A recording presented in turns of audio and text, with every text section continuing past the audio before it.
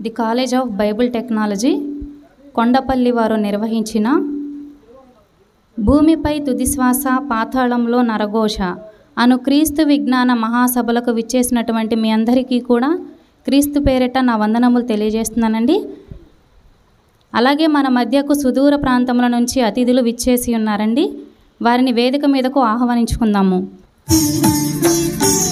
నేటి దినం సభలో ముఖ్య వాక్యోపదేశకులైనటువంటి అడిషనల్ డిప్యూటీ డైరెక్టర్ గారైనటువంటి పివి రత్నం గారిని వేదిక మీదకు రావాల్సిందిగా ప్రేమపూర్వకంగా ఆహ్వానం తెలియజేస్తున్నామండి. అందరూ దయచేసి మీ కరతాళ ధ్వనుల ద్వారా వారిని వేదిక మీదకు ఆహ్వానించుకుందాము. అలాగే ఈరోజు మొదటి వర్తమానం అందజేయబోచున్నటువంటి బ్రదర్ జి నాగరాజు గారిని, కొండపల్లి వైస్ ప్రిన్సిపల్ గారిని వేదిక మీదకు రావాల్సిందిగా ప్రేమపూర్వకంగా ఆహ్వానిస్తున్నామండి. మరియు బ్రదర్ చక్రి గారు జేబీఆర్సీ కోఆర్డినేటర్ ఇబ్రహీంపట్నం గారు, వారిని కూడా స్టేజ్ మీదకి రావాల్సిందిగా ప్రేమపూర్వకంగా ఆహ్వానిస్తున్నామండి. మరియు బ్రదర్ రాయప్ప గారు,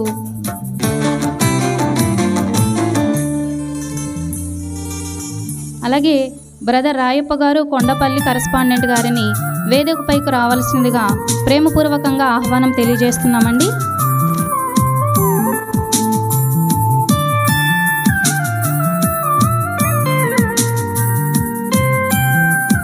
మీ కరతాళ ధ్వనుల ద్వారా వారికి ఆహ్వానం తెలియజేయవలసిందిగా కోరుకుంటున్నామండి.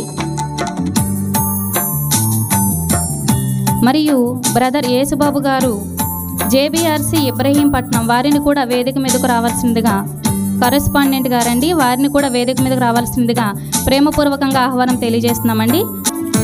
మా ఆహ్వానమును మన్నించి వేదికపైకి విచ్చేసినటువంటి దైవజనులందరికీ నా వందనాలు తెలియజేసుకొంచున్నానండి. బ్రదర్ యేసుబాబు గారు ఇబ్రహీంపట్నం కరెస్పాండెంట్ గారు వచ్చి ప్రారంభ ప్రార్థన చేసి సభను ప్రారంభించవలసిందిగా కోరుకుంటున్నామండి. ప్రార్థన చేసుకుందామండి. కూడి వచ్చిన దేవుని పిల్లలందరికీ దేవుని పేరట శుభాభివందనాలండి.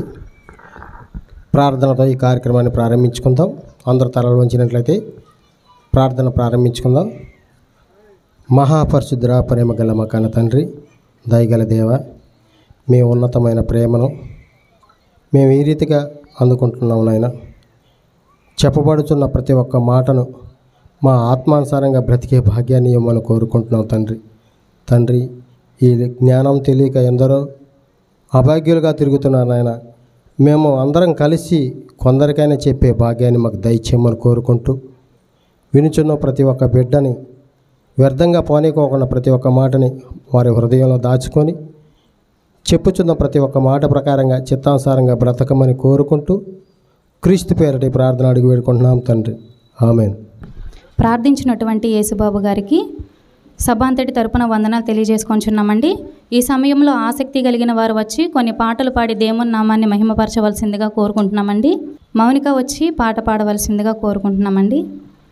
కూడి వచ్చిన మీ అందరికీ నా వందనములు. పువ్వును చూస్తే చెబుతుంది చేసింది దేవుడని, శూన్యంలో భూమే చెబుతుంది ఆధారం దేవుడని. భాషే లేదుగా అయినా చెబుతుందిగా ఇది దేవుని ప్రేమని, బలి అవుతానంటుందిగా. పువ్వును చూస్తే చెబుతుంది చేసింది దేవుడని, శూన్యంలో భూమే చెబుతుంది ఆధారం దేవుడని.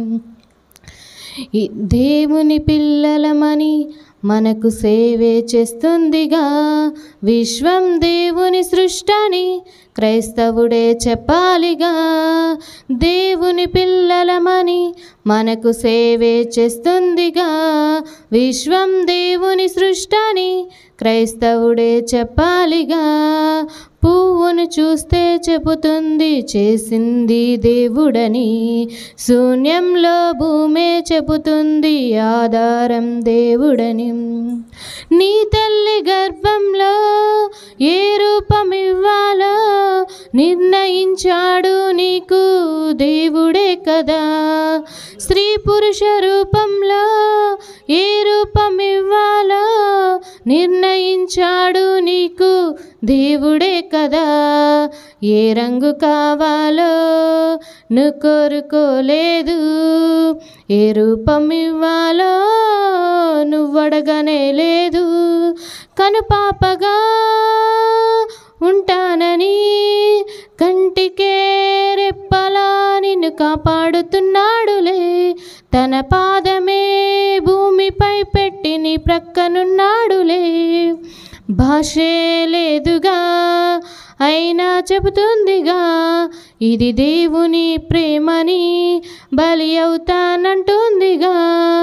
పువ్వును చూస్తే చెబుతుంది చేసింది దేవుడని, శూన్యంలో భూమే చెబుతుంది ఆధారం దేవుడని. తను నిద్రపోకున్నా నువ్వు నిద్రపోతున్నా, జంతువులు నీలాగే నిద్రపోవులే. పక్షి ఎగురుతూ ఉన్నా గింజలే తింటున్నా, జంతువులు నీలాగే సుఖపడవులే. నీలాంటి జీవితమే ఏ జీవికి లేదు, నీలాగా నిదురించే గాఢ నిద్ర ఇవ్వలేదు. తన ప్రేమనే నీకిచ్చాడని నిదురించక దేవుడే నిన్ను కాపాడుతున్నాడులే. తన పాదమే భూమిపై పెట్టి నీ ప్రక్కనున్నాడులే. భాషే లేదుగా పరిమళమిస్తుందిగా, నువ్వు దేవుని నమ్మాలని నీకే చెబుతుందిగా. పువ్వును చూస్తే చెబుతుంది చేసింది దేవుడని, శూన్యంలో భూమే చెబుతుంది ఆధారం దేవుడని. భాషే లేదుగా అయినా చెబుతుందిగా, ఇది దేవుని ప్రేమని బలి అవుతానంటుందిగా. దేవుని పిల్లలమని మనకు సేవే చేస్తుందిగా, విశ్వం దేవుని సృష్టని క్రైస్తవుడే చెప్పాలిగా. పువ్వును చూస్తే చెబుతుంది చేసింది దేవుడని. అందరికీ వందనాలు. పాట పాడి వినిపించినటువంటి సిస్టర్ మౌనిక గారికి సభ తరపున వందనాలు తెలియజేసుకుంటున్నామండి. అలాగే మరొక పాట పాడవలసిందిగా సిస్టర్ శ్రేష్ఠ గారిని కోరుకుంటున్నామండి. శ్రేష్ఠ గారు వచ్చి ఒక చక్కటి పాట పాడి వినిపించవలసిందిగా కోరుకుంటున్నాం. కళ్ళు చెవులు ముక్కు నోరు యేసు కోసమే, చేతులు కాళ్ళు దేహమంతా యేసు కోసమే. పరిశుద్ధత నాకీయుమా, పరిశుద్ధత నాకీయుమా. పాటలు పాడి నాట్యమాడెదన్, పాటలు పాడి నాట్యమాడెదన్. పిప్ పిప్పి పిప్పి పిప్పి పి డుమ్ డుమ్ డుమ్ డుమ్ డుమ్ డుమ్ డుమ్ లా లా లా లా లా లా లా.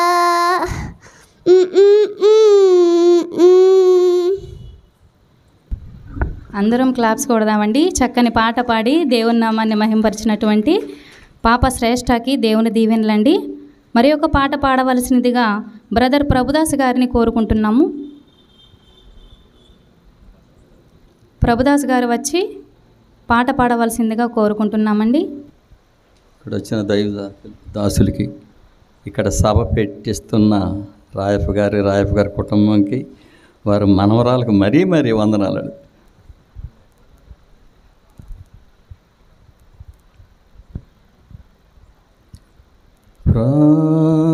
ప్రార్థించుము సంగమా, ప్రార్థనాయే భక్తుని ప్రాణమని.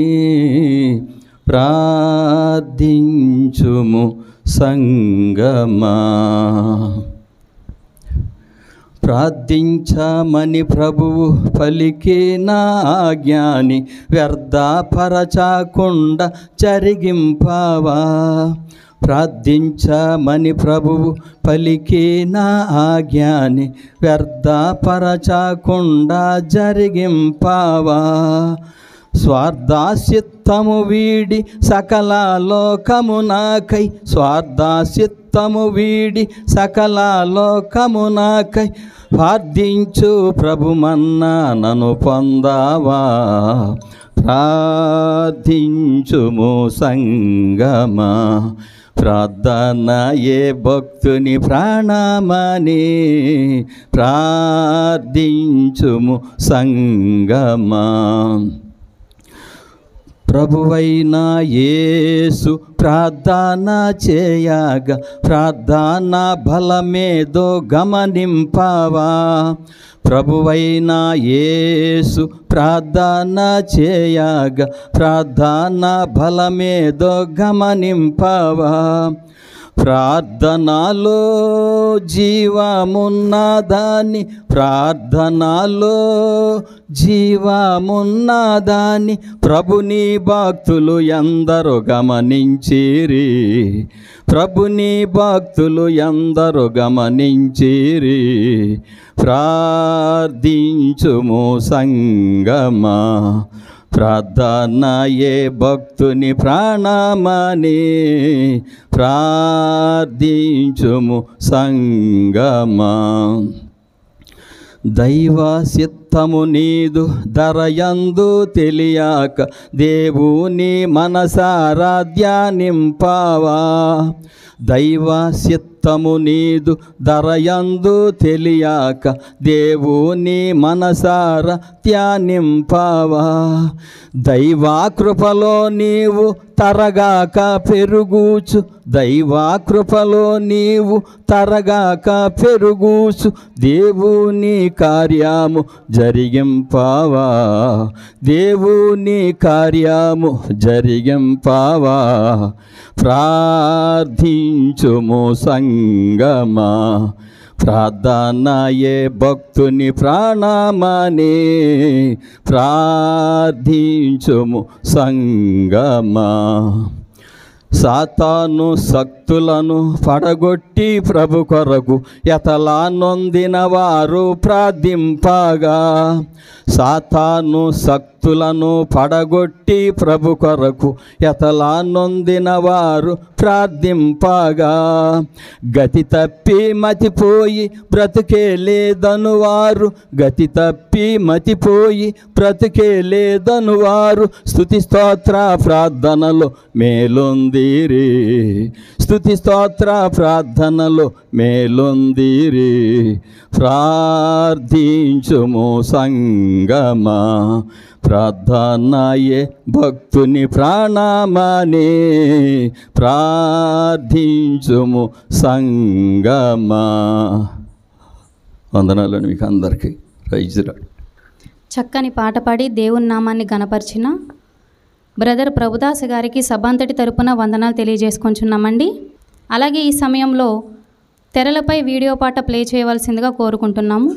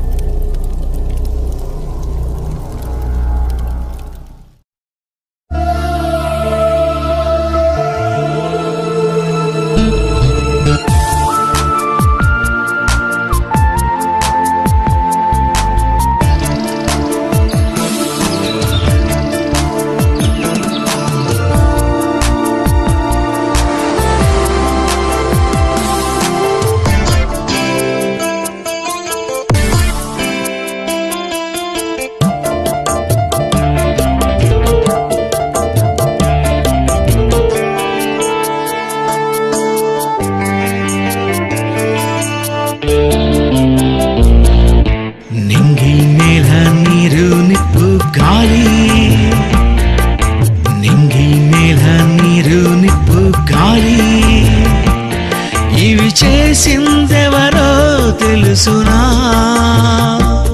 నీకిచ్చిందెవరో తెలుసునా. నీ ఆకలి తీర్చే ఆహారాన్ని చేసింది ఎవరని, నువ్వు పుట్టక ముందే చేశాడు అన్ని ఇచ్చాడు నీకని. నీవెవరివో తెలుసా, ఓ మనిషి నీవెవరివో తెలుసా. నింగి నేల నీరు నిప్పు గాలి, నింగి నేల నీరు నిప్పు గాలి.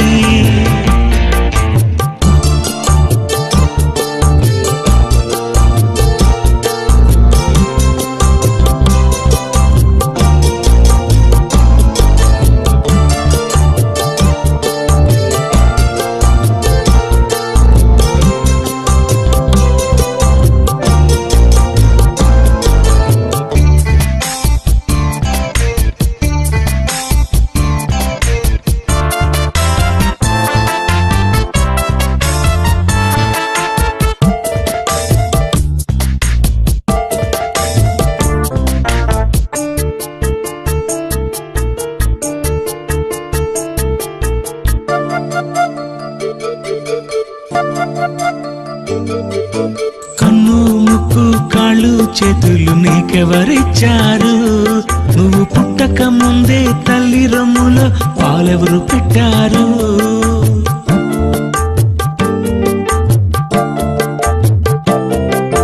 కన్ను ముక్కు కాళ్ళు చేతులు నీకెవరిచ్చారు?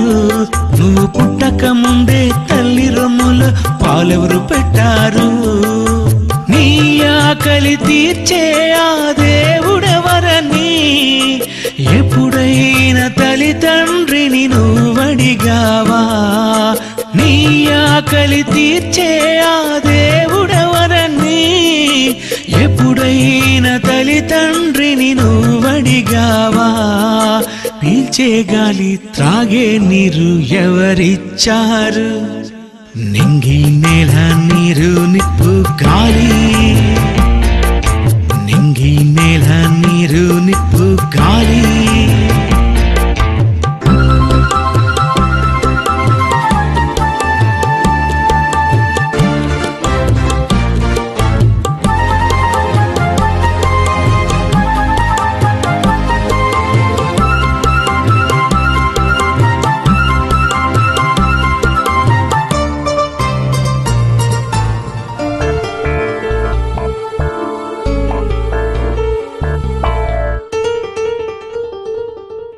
పండు కాయకి రుచిని పెట్టి నీకెవరిచ్చారు?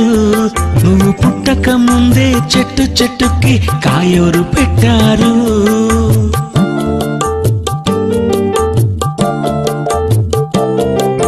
పండు కాయకి రుచిని పెట్టి నీకెవరిచ్చారు? నువ్వు పుట్టక ముందే చెట్టు చెట్టుకి కాయెవరు పెట్టారు?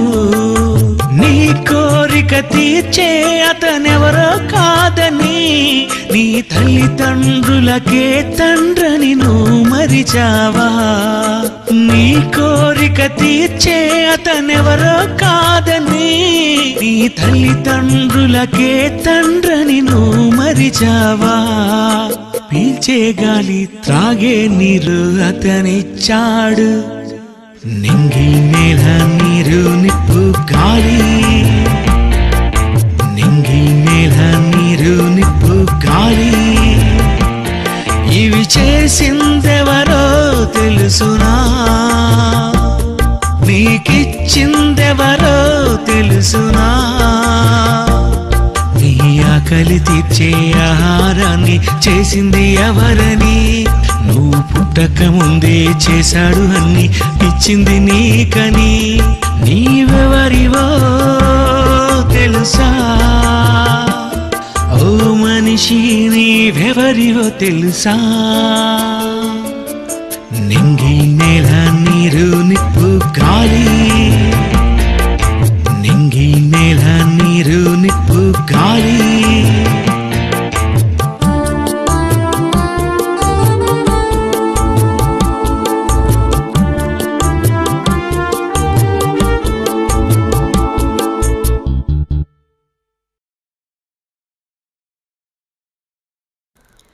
ఈ సమయంలో వాక్యపట్నం జరిగించుకుందామండి.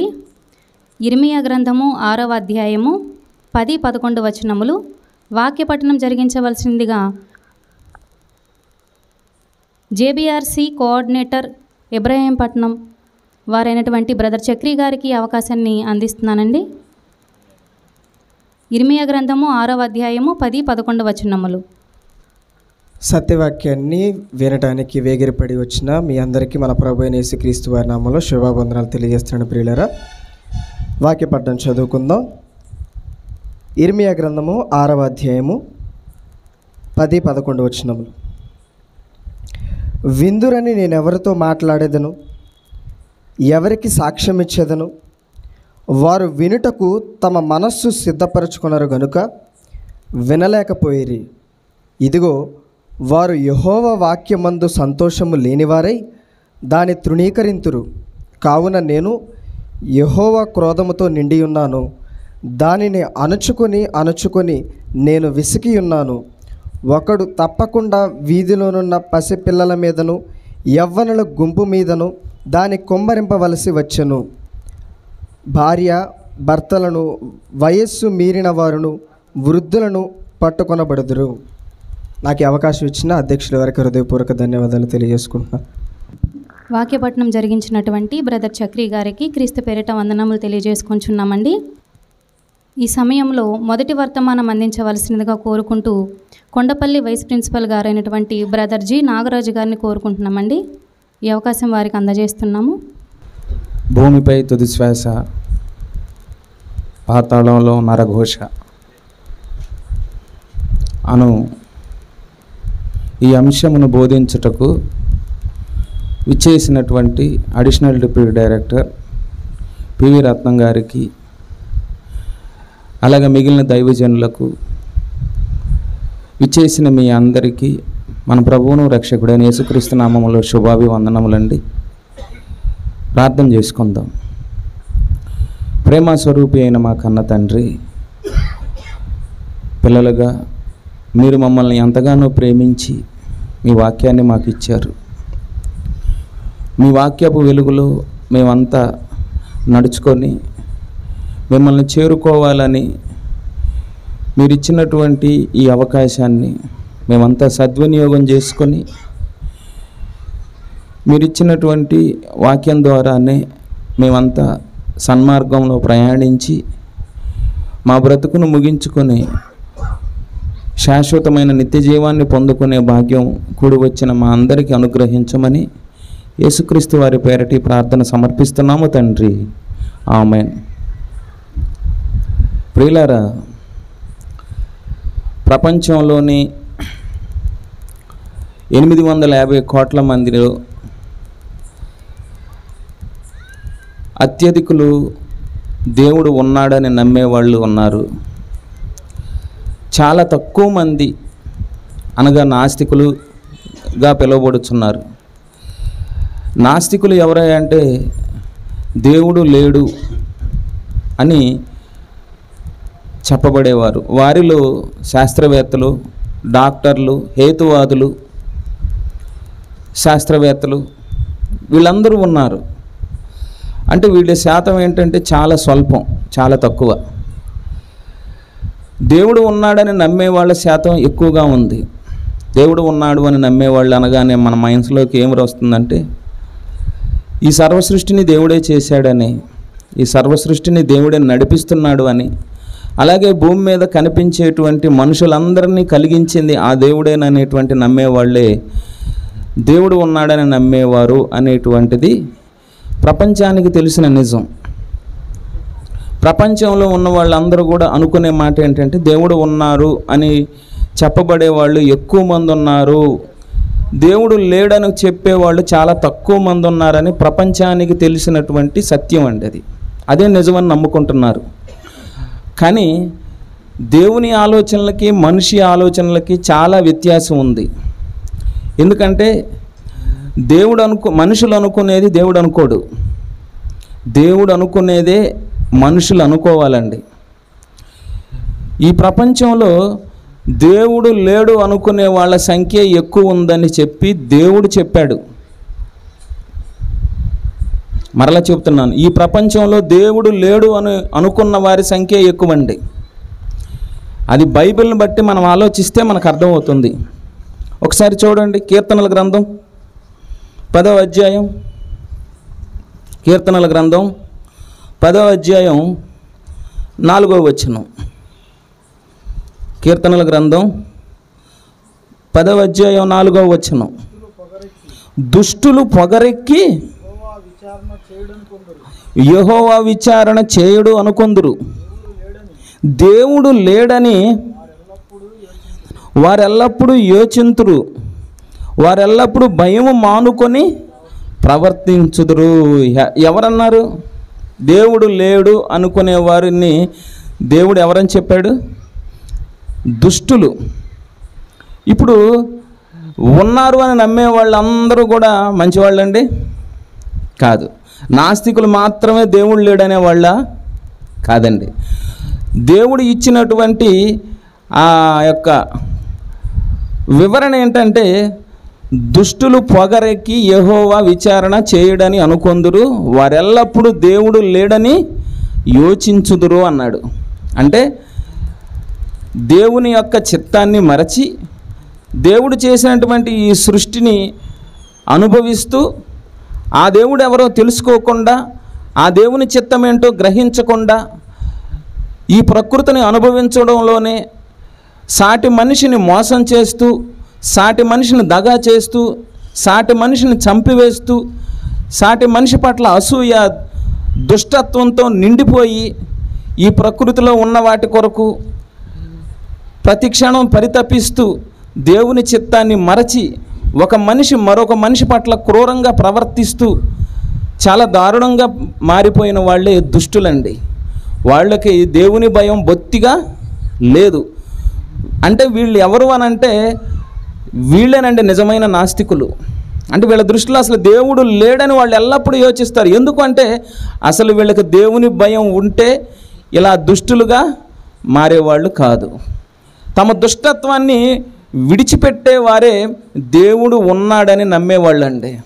మనం కూడా ఒకప్పుడు ఎవరమో తెలుసండి, మనం కూడా దేవుడు లేని వారంగానే ఉన్నామండి. ఒకసారి మనం కూడా ఒకప్పుడు దేవుడు లేడనే వారముగానే ఉన్నాము. ఒకసారి ఆ విషయం చూడండి. ఎఫెసీలకు రాసిన పత్రిక 2వ అధ్యాయం 12వ వచనం. ఎఫెసీలకు రాసిన పత్రిక 2వ అధ్యాయం 12వ వచనం. 12వ వచనం. ఆ కాలమందు ఇశ్రాయేలీలతో సహపౌరులు కాక పరదేశులను, వాగ్దాన నిబంధనలు లేని పరజనులను, నిరీక్షణ లేని వారును లోకమందు దేవుడు లేని వారునై ఉండి క్రీస్తుకు దూరస్తులై ఉంటురని.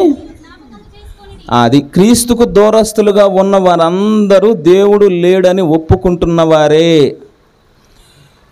క్రీస్తు యొక్క జ్ఞానాన్ని ఎరిగి, క్రీస్తు యొక్క శిలువ త్యాగాన్ని ఎరిగి, తమ దుష్టత్వాన్ని మానుకొని మారు మనసు పొంది పాపక్షమాపణ నిమిత్తం బాప్తీసం తీసుకొని దేవుడు ముందుగా సిద్ధపరిచిన సత్క్రియలు చేసేవాళ్ళే దేవుడు ఉన్నాడు అని ఒప్పుకునేటువంటి వాళ్ళండి.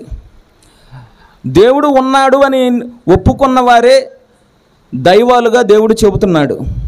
దేవుడు లేడనే వాళ్ళ సంఖ్య ఎక్కువ ఉందా, దేవుడు ఉన్నాడు అని నమ్మే వాళ్ళ సంఖ్య ఎక్కువ ఉందా? దీన్ని బట్టి మనం ఆలోచిస్తే దేవుడు లేడనే వాళ్ళ సంఖ్య సమాజంలో ఎక్కువ మంది ఉన్నారండి. ఏదో పేరుకు దేవుడు ఉన్నాడని నమ్మినంత మాత్రాన దేవుడు ఉన్నాడని ఒప్పుకున్నట్లు కాదండి. ఆ దేవుని చిత్తాన్ని ఎరిగి ఆ దేవుని చిత్తానుసారంగా తమ బ్రతుకులను మలచుకునేటువంటి వాళ్ళేనండి దేవుడు ఉన్నాడని నమ్మేవాళ్ళు. కాబట్టి ప్రియులారా, ఇంకెక్కువ టైం లేదు కాబట్టి దీని గురించి నేను ఎక్కువసేపు మాట్లాడలేదు. కాబట్టి మనకి ముఖ్యమైన ప్రసంగం అందించడానికి మన మధ్యలో అడిషనల్ డిప్యూటీ డైరెక్టర్ గారు సిద్ధంగా ఉన్నారు. కాబట్టి ఈ సమయాన్ని వారికి అందిస్తూ మరి ఈ అవకాశాన్ని కల్పించినటువంటి మరి సిబిటి ప్రిన్సిపల్ క్రాంతి కుమార్ గారికి, సిస్టర్ గారికి మరి నా ప్రత్యేకమైన వందనాలు తెలియజేస్తూ నా ఈ మాటలు ముగిస్తున్నాను.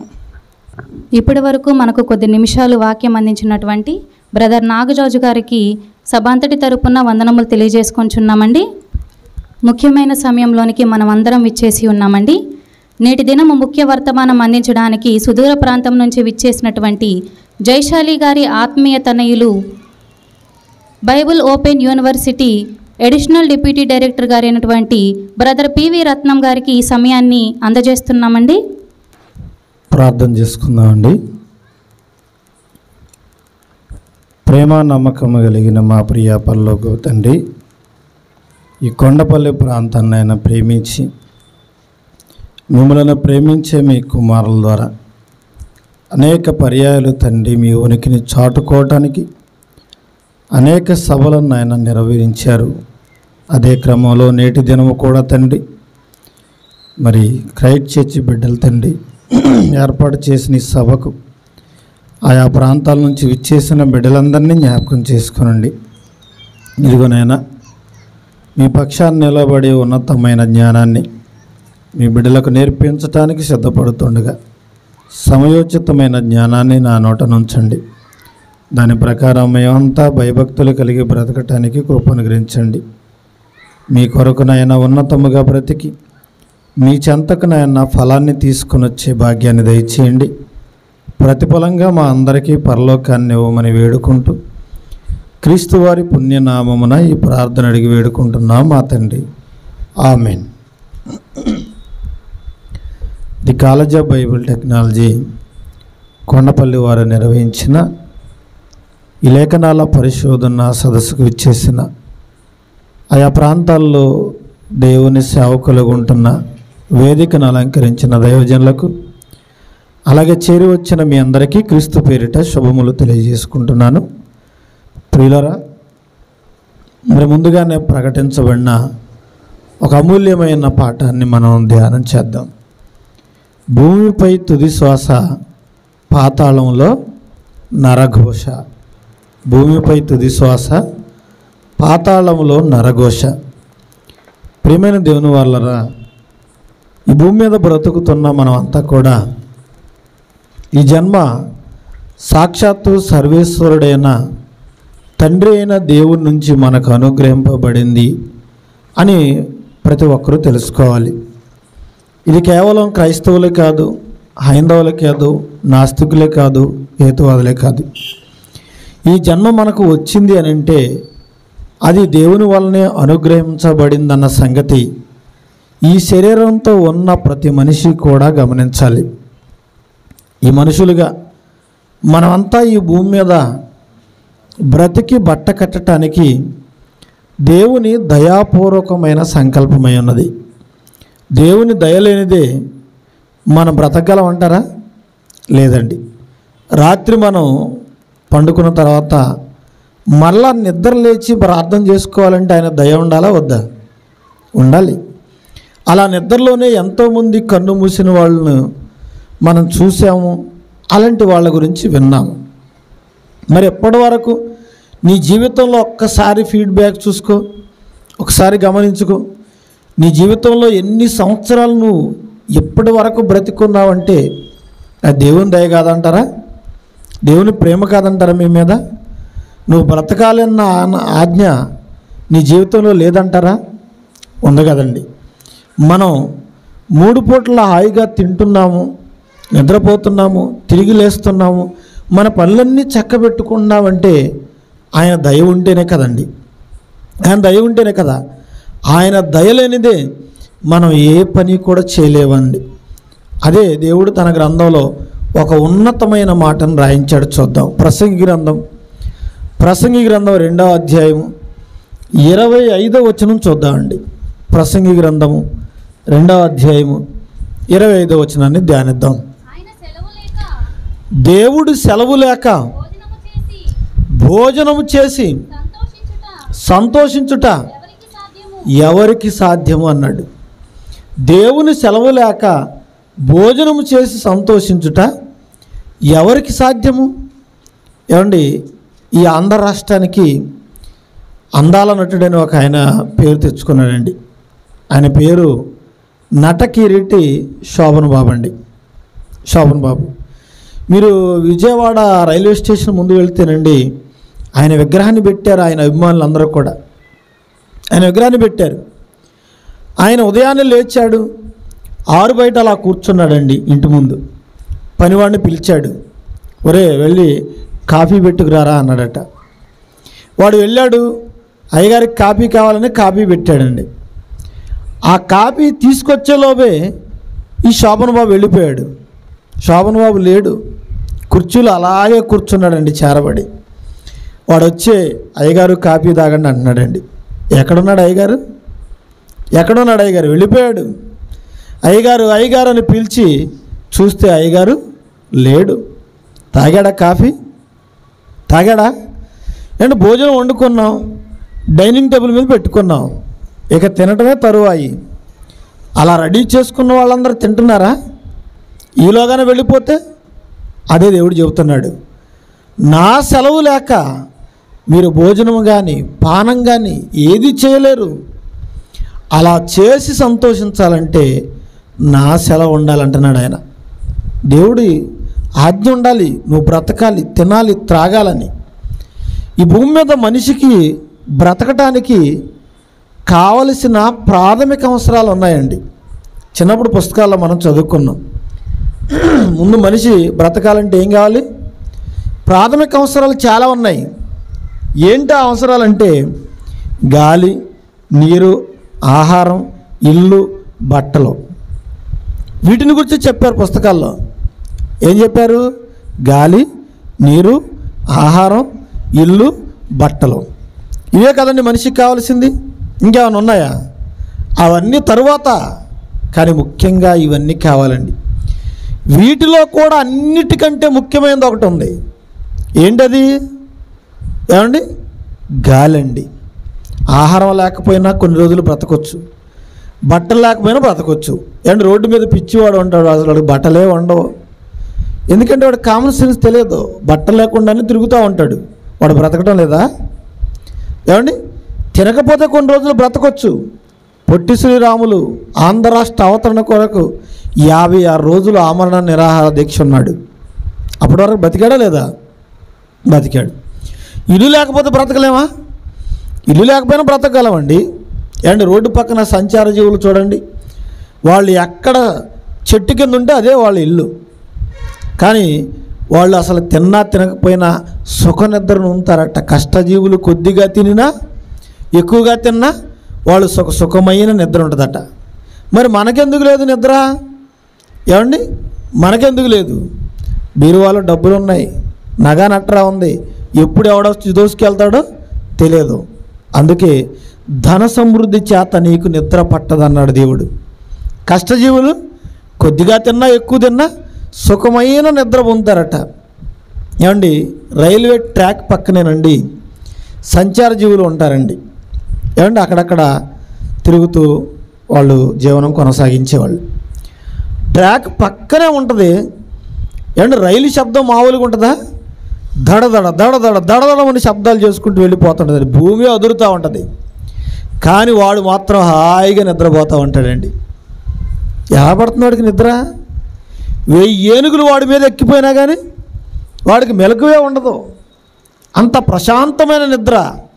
మనకు మాత్రం నిద్రే ఉండదండి, నిద్రే ఉండదు. నిద్ర రాక చాలామంది స్లీపింగ్ ట్యాబ్లెట్లు వేసుకుంటున్నారు. వేసుకోకండి ప్రియులరా. నిద్ర పట్టక మనం ఇబ్బంది పడుతున్నాం. కానీ వాడు కొద్దిగా ఎక్కువ తిన్నా హాయిగా నిద్రపోతున్నాడు. ఏమండి? దేవుని ఆజ్ఞ ఉంటేనే బ్రతుకుతున్నారు. తల్లి పాల కంటే కూడా ముందేం కావాలి మనిషికి? ఏం కావాలండి? గాలి కావాలండి. బిడ్డ తల్లి గర్భం నుంచి వేరైన తర్వాత ఎందుకు ఏడుస్తుంది బిడ్డ? ఎందుకు ఏడుస్తుంది? అప్పటి వరకు తల్లి గర్భంలో ఉమ్మ నీటిలో నీళ్ల తిత్తిలో ఉంటుంది ఆ బేబీ. అయినా సరే గాలి అందింది. ఇప్పటి వరకు ఏమంటే పిండోత్పత్తి శాస్త్రవేత్తలకు అర్థం కాని విషయం జుట్టు పట్టుకున్నారు వాళ్ళు. ఆ నీళ్లలో ఎలా ఊపిరాడుతుంది?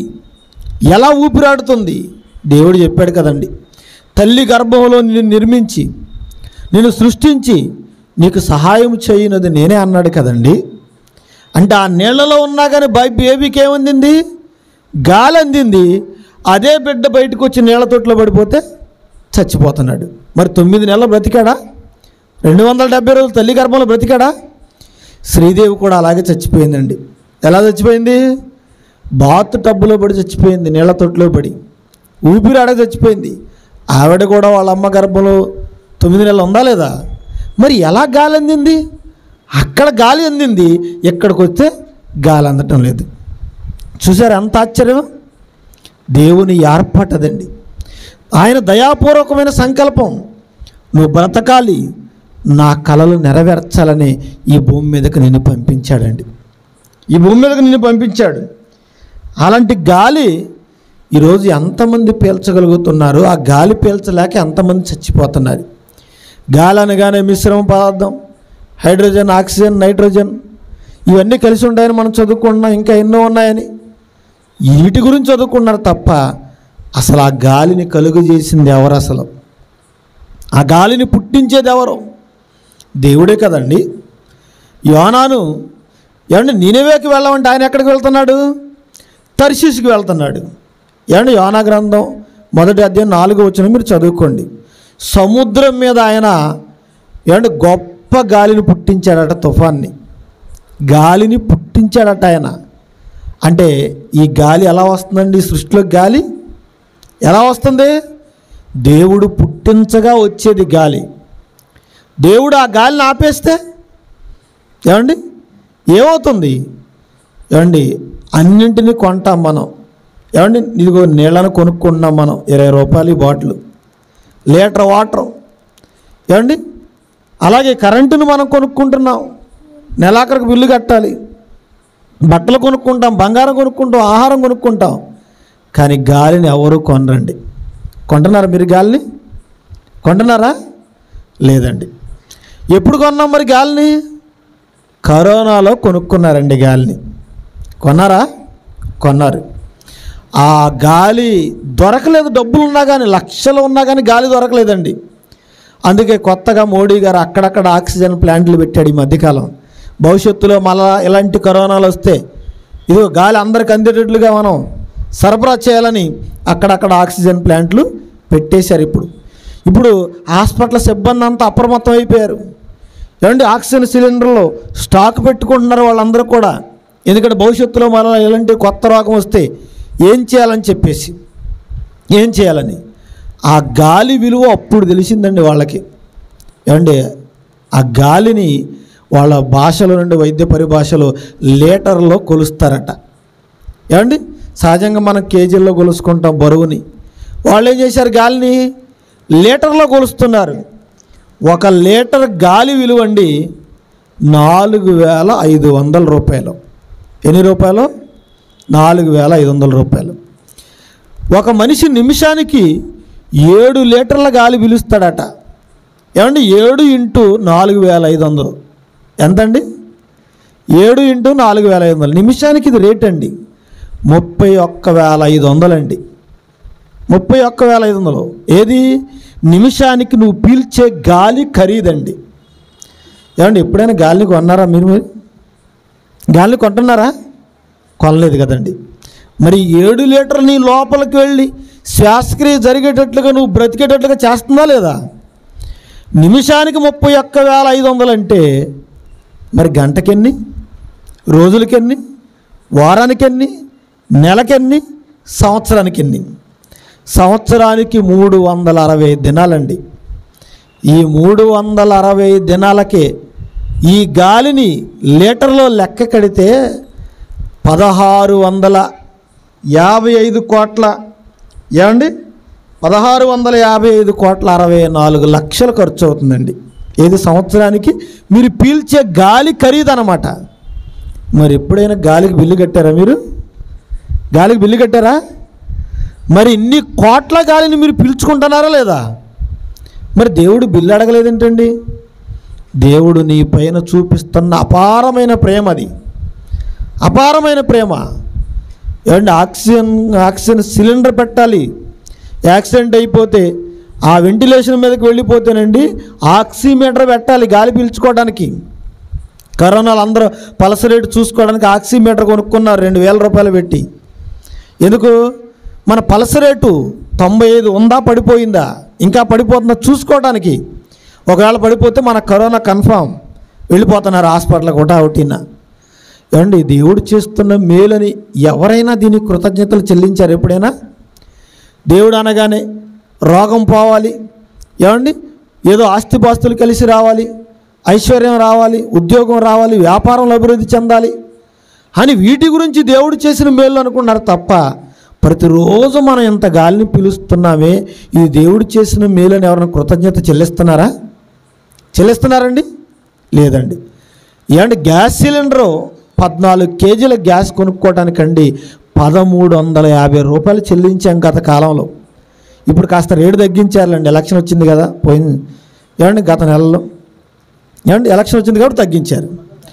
1350 రూపాయలు పెట్టి కొన్నాం. హాస్పిటల్కి వెళ్తే ఆక్సిజన్ సిలిండర్లకు డబ్బులు కట్టాలి.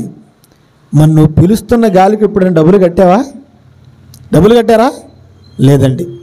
ఏమంటే హాస్పిటల్కి వెళ్ళిన తర్వాత ఆ రోగికి చేసిన ప్రతి ట్రీట్మెంట్కి కూడా బిల్లు కట్టి బయటికి రావాలి. మనం దేనికి కట్టాలి? ఐసీయూలో ఉన్నందుకు డబ్బులు కట్టాలి, లేదా మామూలుగా ఉంటే బెడ్కి బిల్లు కట్టాలి, నర్సు నీకు సేవ చేసినందుకు బిల్లు కట్టాలి, ఆ రూములు తుడిచినందుకు పని వాళ్ళకి బిల్లు కట్టాలి, ఇంజక్షన్కి బిల్లు కట్టాలి, ట్యాబ్లెట్లకు బిల్లు కట్టాలి, డాక్టర్ చూసినందుకు బిల్లు కట్టాలి, చివరకు నువ్వు పీల్చిన గాలికి కూడా బిల్లు కట్టాలి.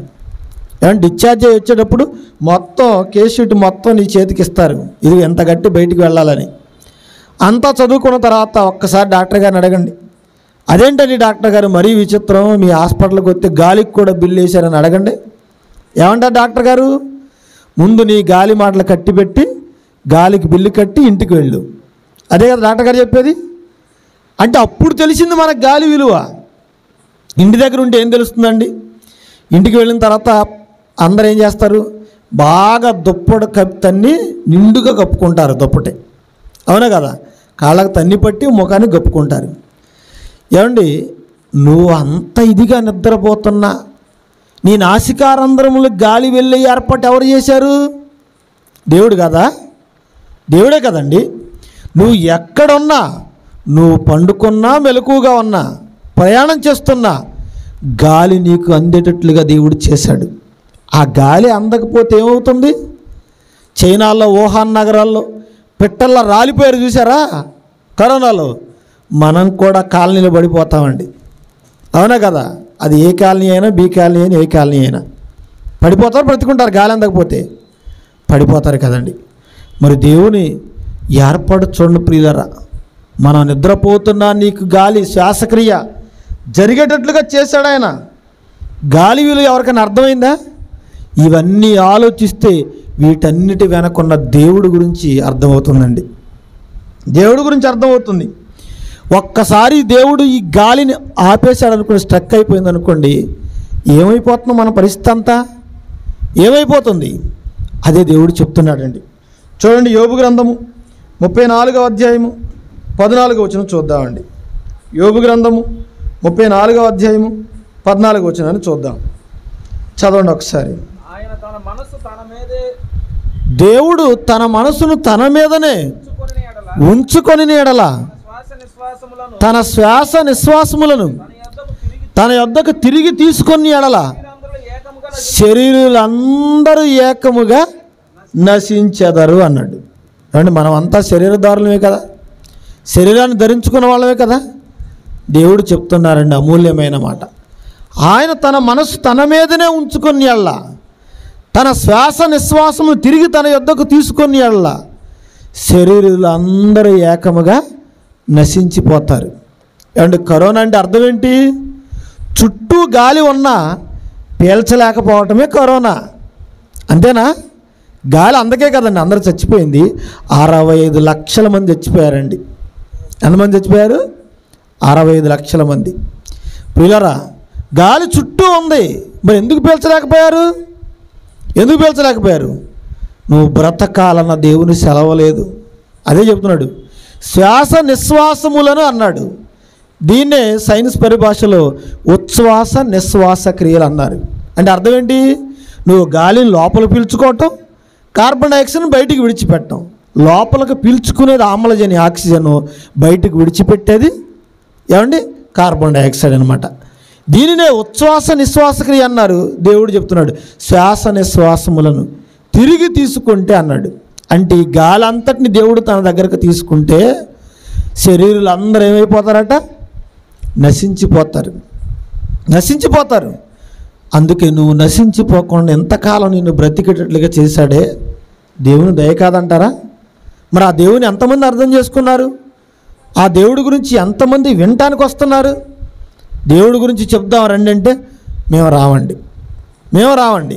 ఒక ఆవిడ అంటుంది, అమ్మ కాస్త ప్రార్థనకు రావచ్చు కదా, ఇంటి దగ్గరే కదా, పక్కన పెట్టారు కదా రమ్మంటే, లేదండి మా ఆయన ఎక్కడికి వెళ్తే నేను అక్కడికి వెళ్తానంటుందండి.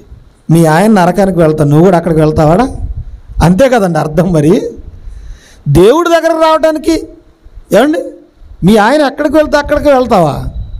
మీ ఆయన నువ్వు కలిసి రావచ్చు కదా, పోనీ పిల్లల్ని వెంట పెట్టుకొని రావచ్చు కదా.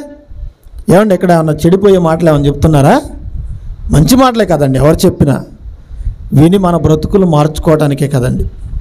చూడండి, ప్రాథమికమైన అవసరాలు దేవుడు తీర్చకపోతే మనం బ్రతకగలమా? ఇందిరాగాంధీ చెప్పిందండి, మనిషి బ్రతకటానికి ప్రాథమికంగా ఏం కావాలని చెప్పింది ఆవిడ? రోటీ కపడా ఔర్ మకాన్ అంది.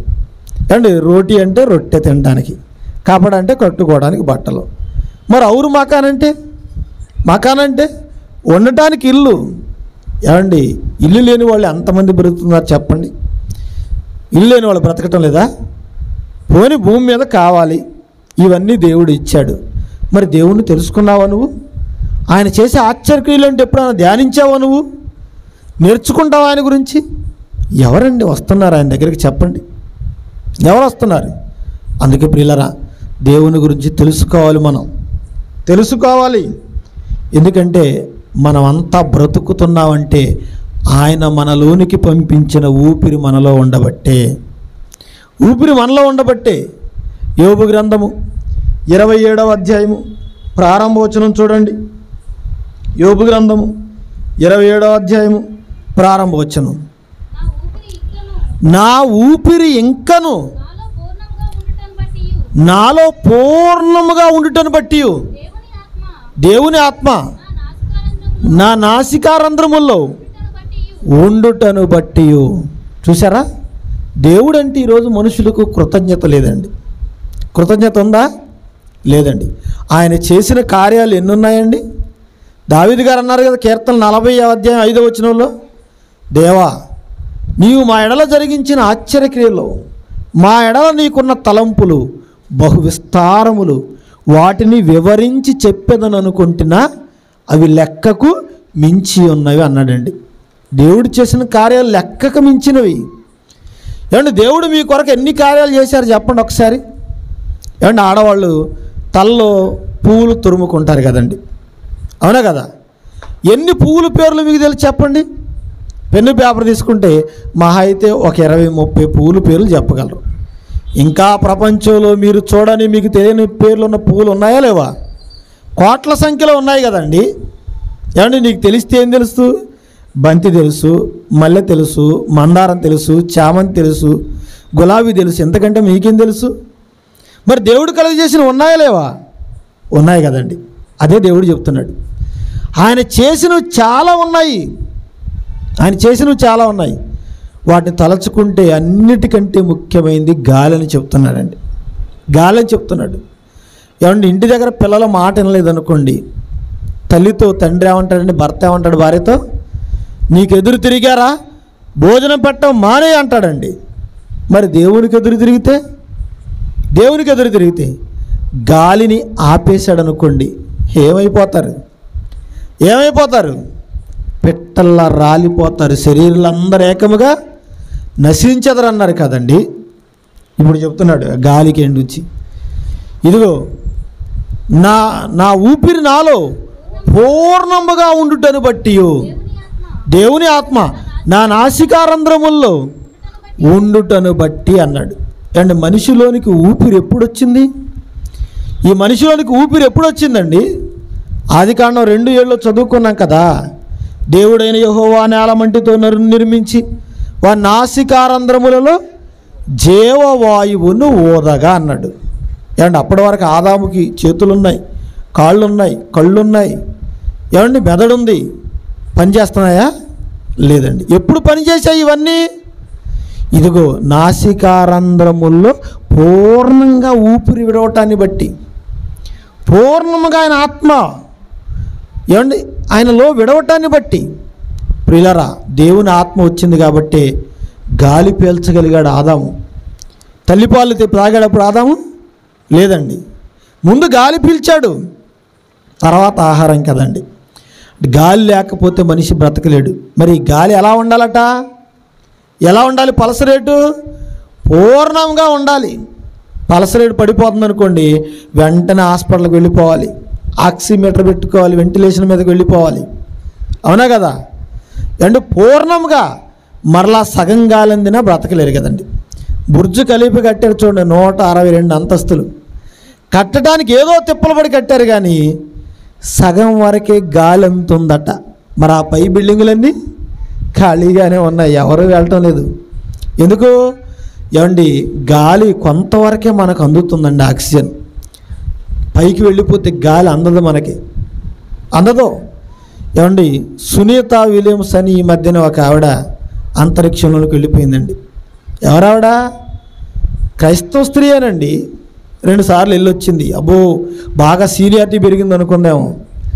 మరలా వెళ్ళిన బృందానికి నాయకత్వం వహించి, అమ్మా మరలా వెళ్ళి రావాలి నువ్వు అంతరిక్షంలో కనగానే ఓ ఉరకలు వేసిందండి. వెళ్ళిపోయి కొన్ని నెలలు అయిందండి. ఇప్పుడే రాదట ఆవిడ భూమి మీదకి. ఏమండి, తీసుకెళ్ళిన ఆక్సిజన్ అయిపోతుంది. రోజు రోజు కొత్త రోగాలు అలుముకునే అవకాశం ఉంది. ఎప్పుడు వస్తాట ఆవిడ? 2025 వరకు ఆవిడ అక్కడే ఉండాలట.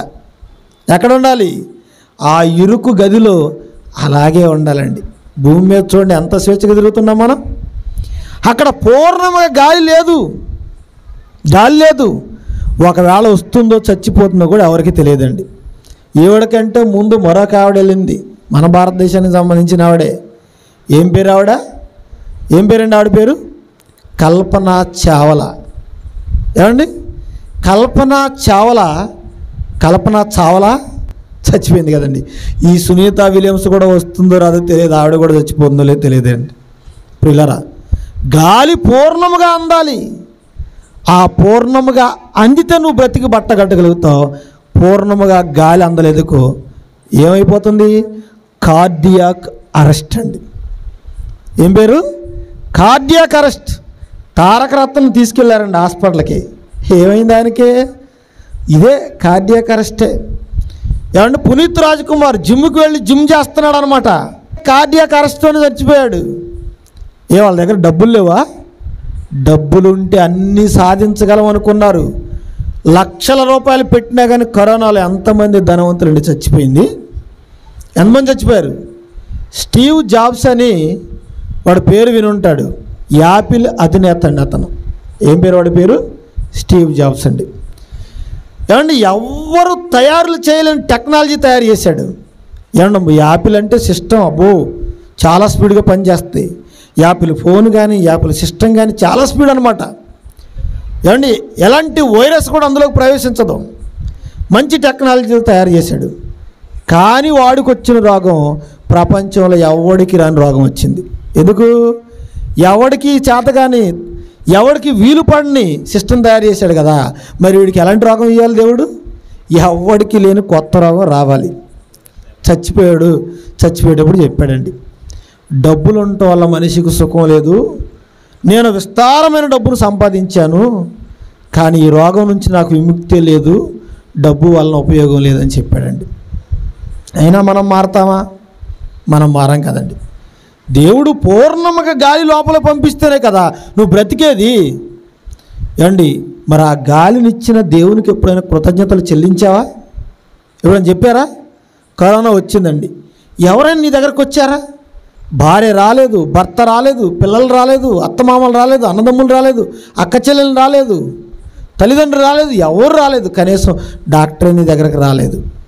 వచ్చారా?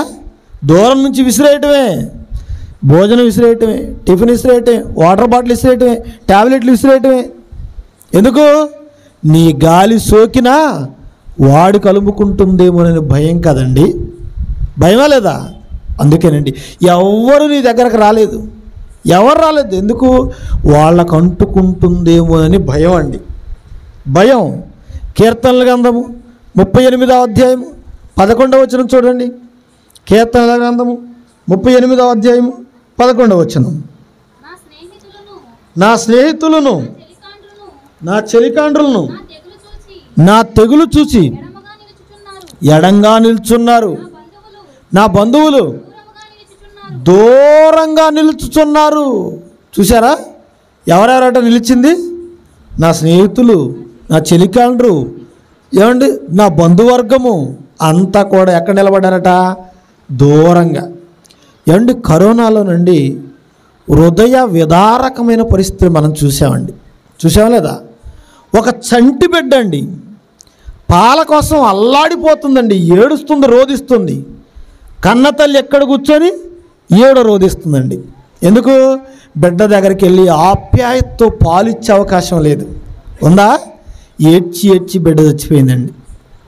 అవునా కదా? ఎంతమంది అండి చచ్చిపోయారు, ఎంతమంది. ఎందుకు? ఎడంగా నువ్వు నిల్చోవాలి తప్ప దగ్గరకు వెళ్ళే అవకాశం లేదు, నీకు పరామర్శించే అవకాశం లేదు, పలకరించే అవకాశం లేదు. ఎందుకు? అక్కడికి వెళితే నీకంటుకుంటుంది ఆ మహమ్మారి, నీకంటుకుంటుంది మహమ్మారి. ఏమండి లాక్డౌన్ పెట్టారు కదా, ఎవడైనా కొండపల్లిని కొత్తగా వస్తున్నాడా హైదరాబాద్ నుంచి, వాడిని ఊరు బయట ఆపేసేయండి. ఏమండి వాడిని పట్టుకోవడానికి ఎంతోమంది అక్కడ వెయిటింగ్, ప్రభుత్వ యంత్రాంగం. వాడిని ఊరిలోకి రానివ్వలేదు. ఏం చేశారు? అక్కడే పట్టుకున్నారు, అటు నుంచి అట్టే క్వారంటైన్కి తోలేశారు వాడిని. ఏం చేయాలి ఇప్పుడు? వాడికి టెస్టులు చేయాలి.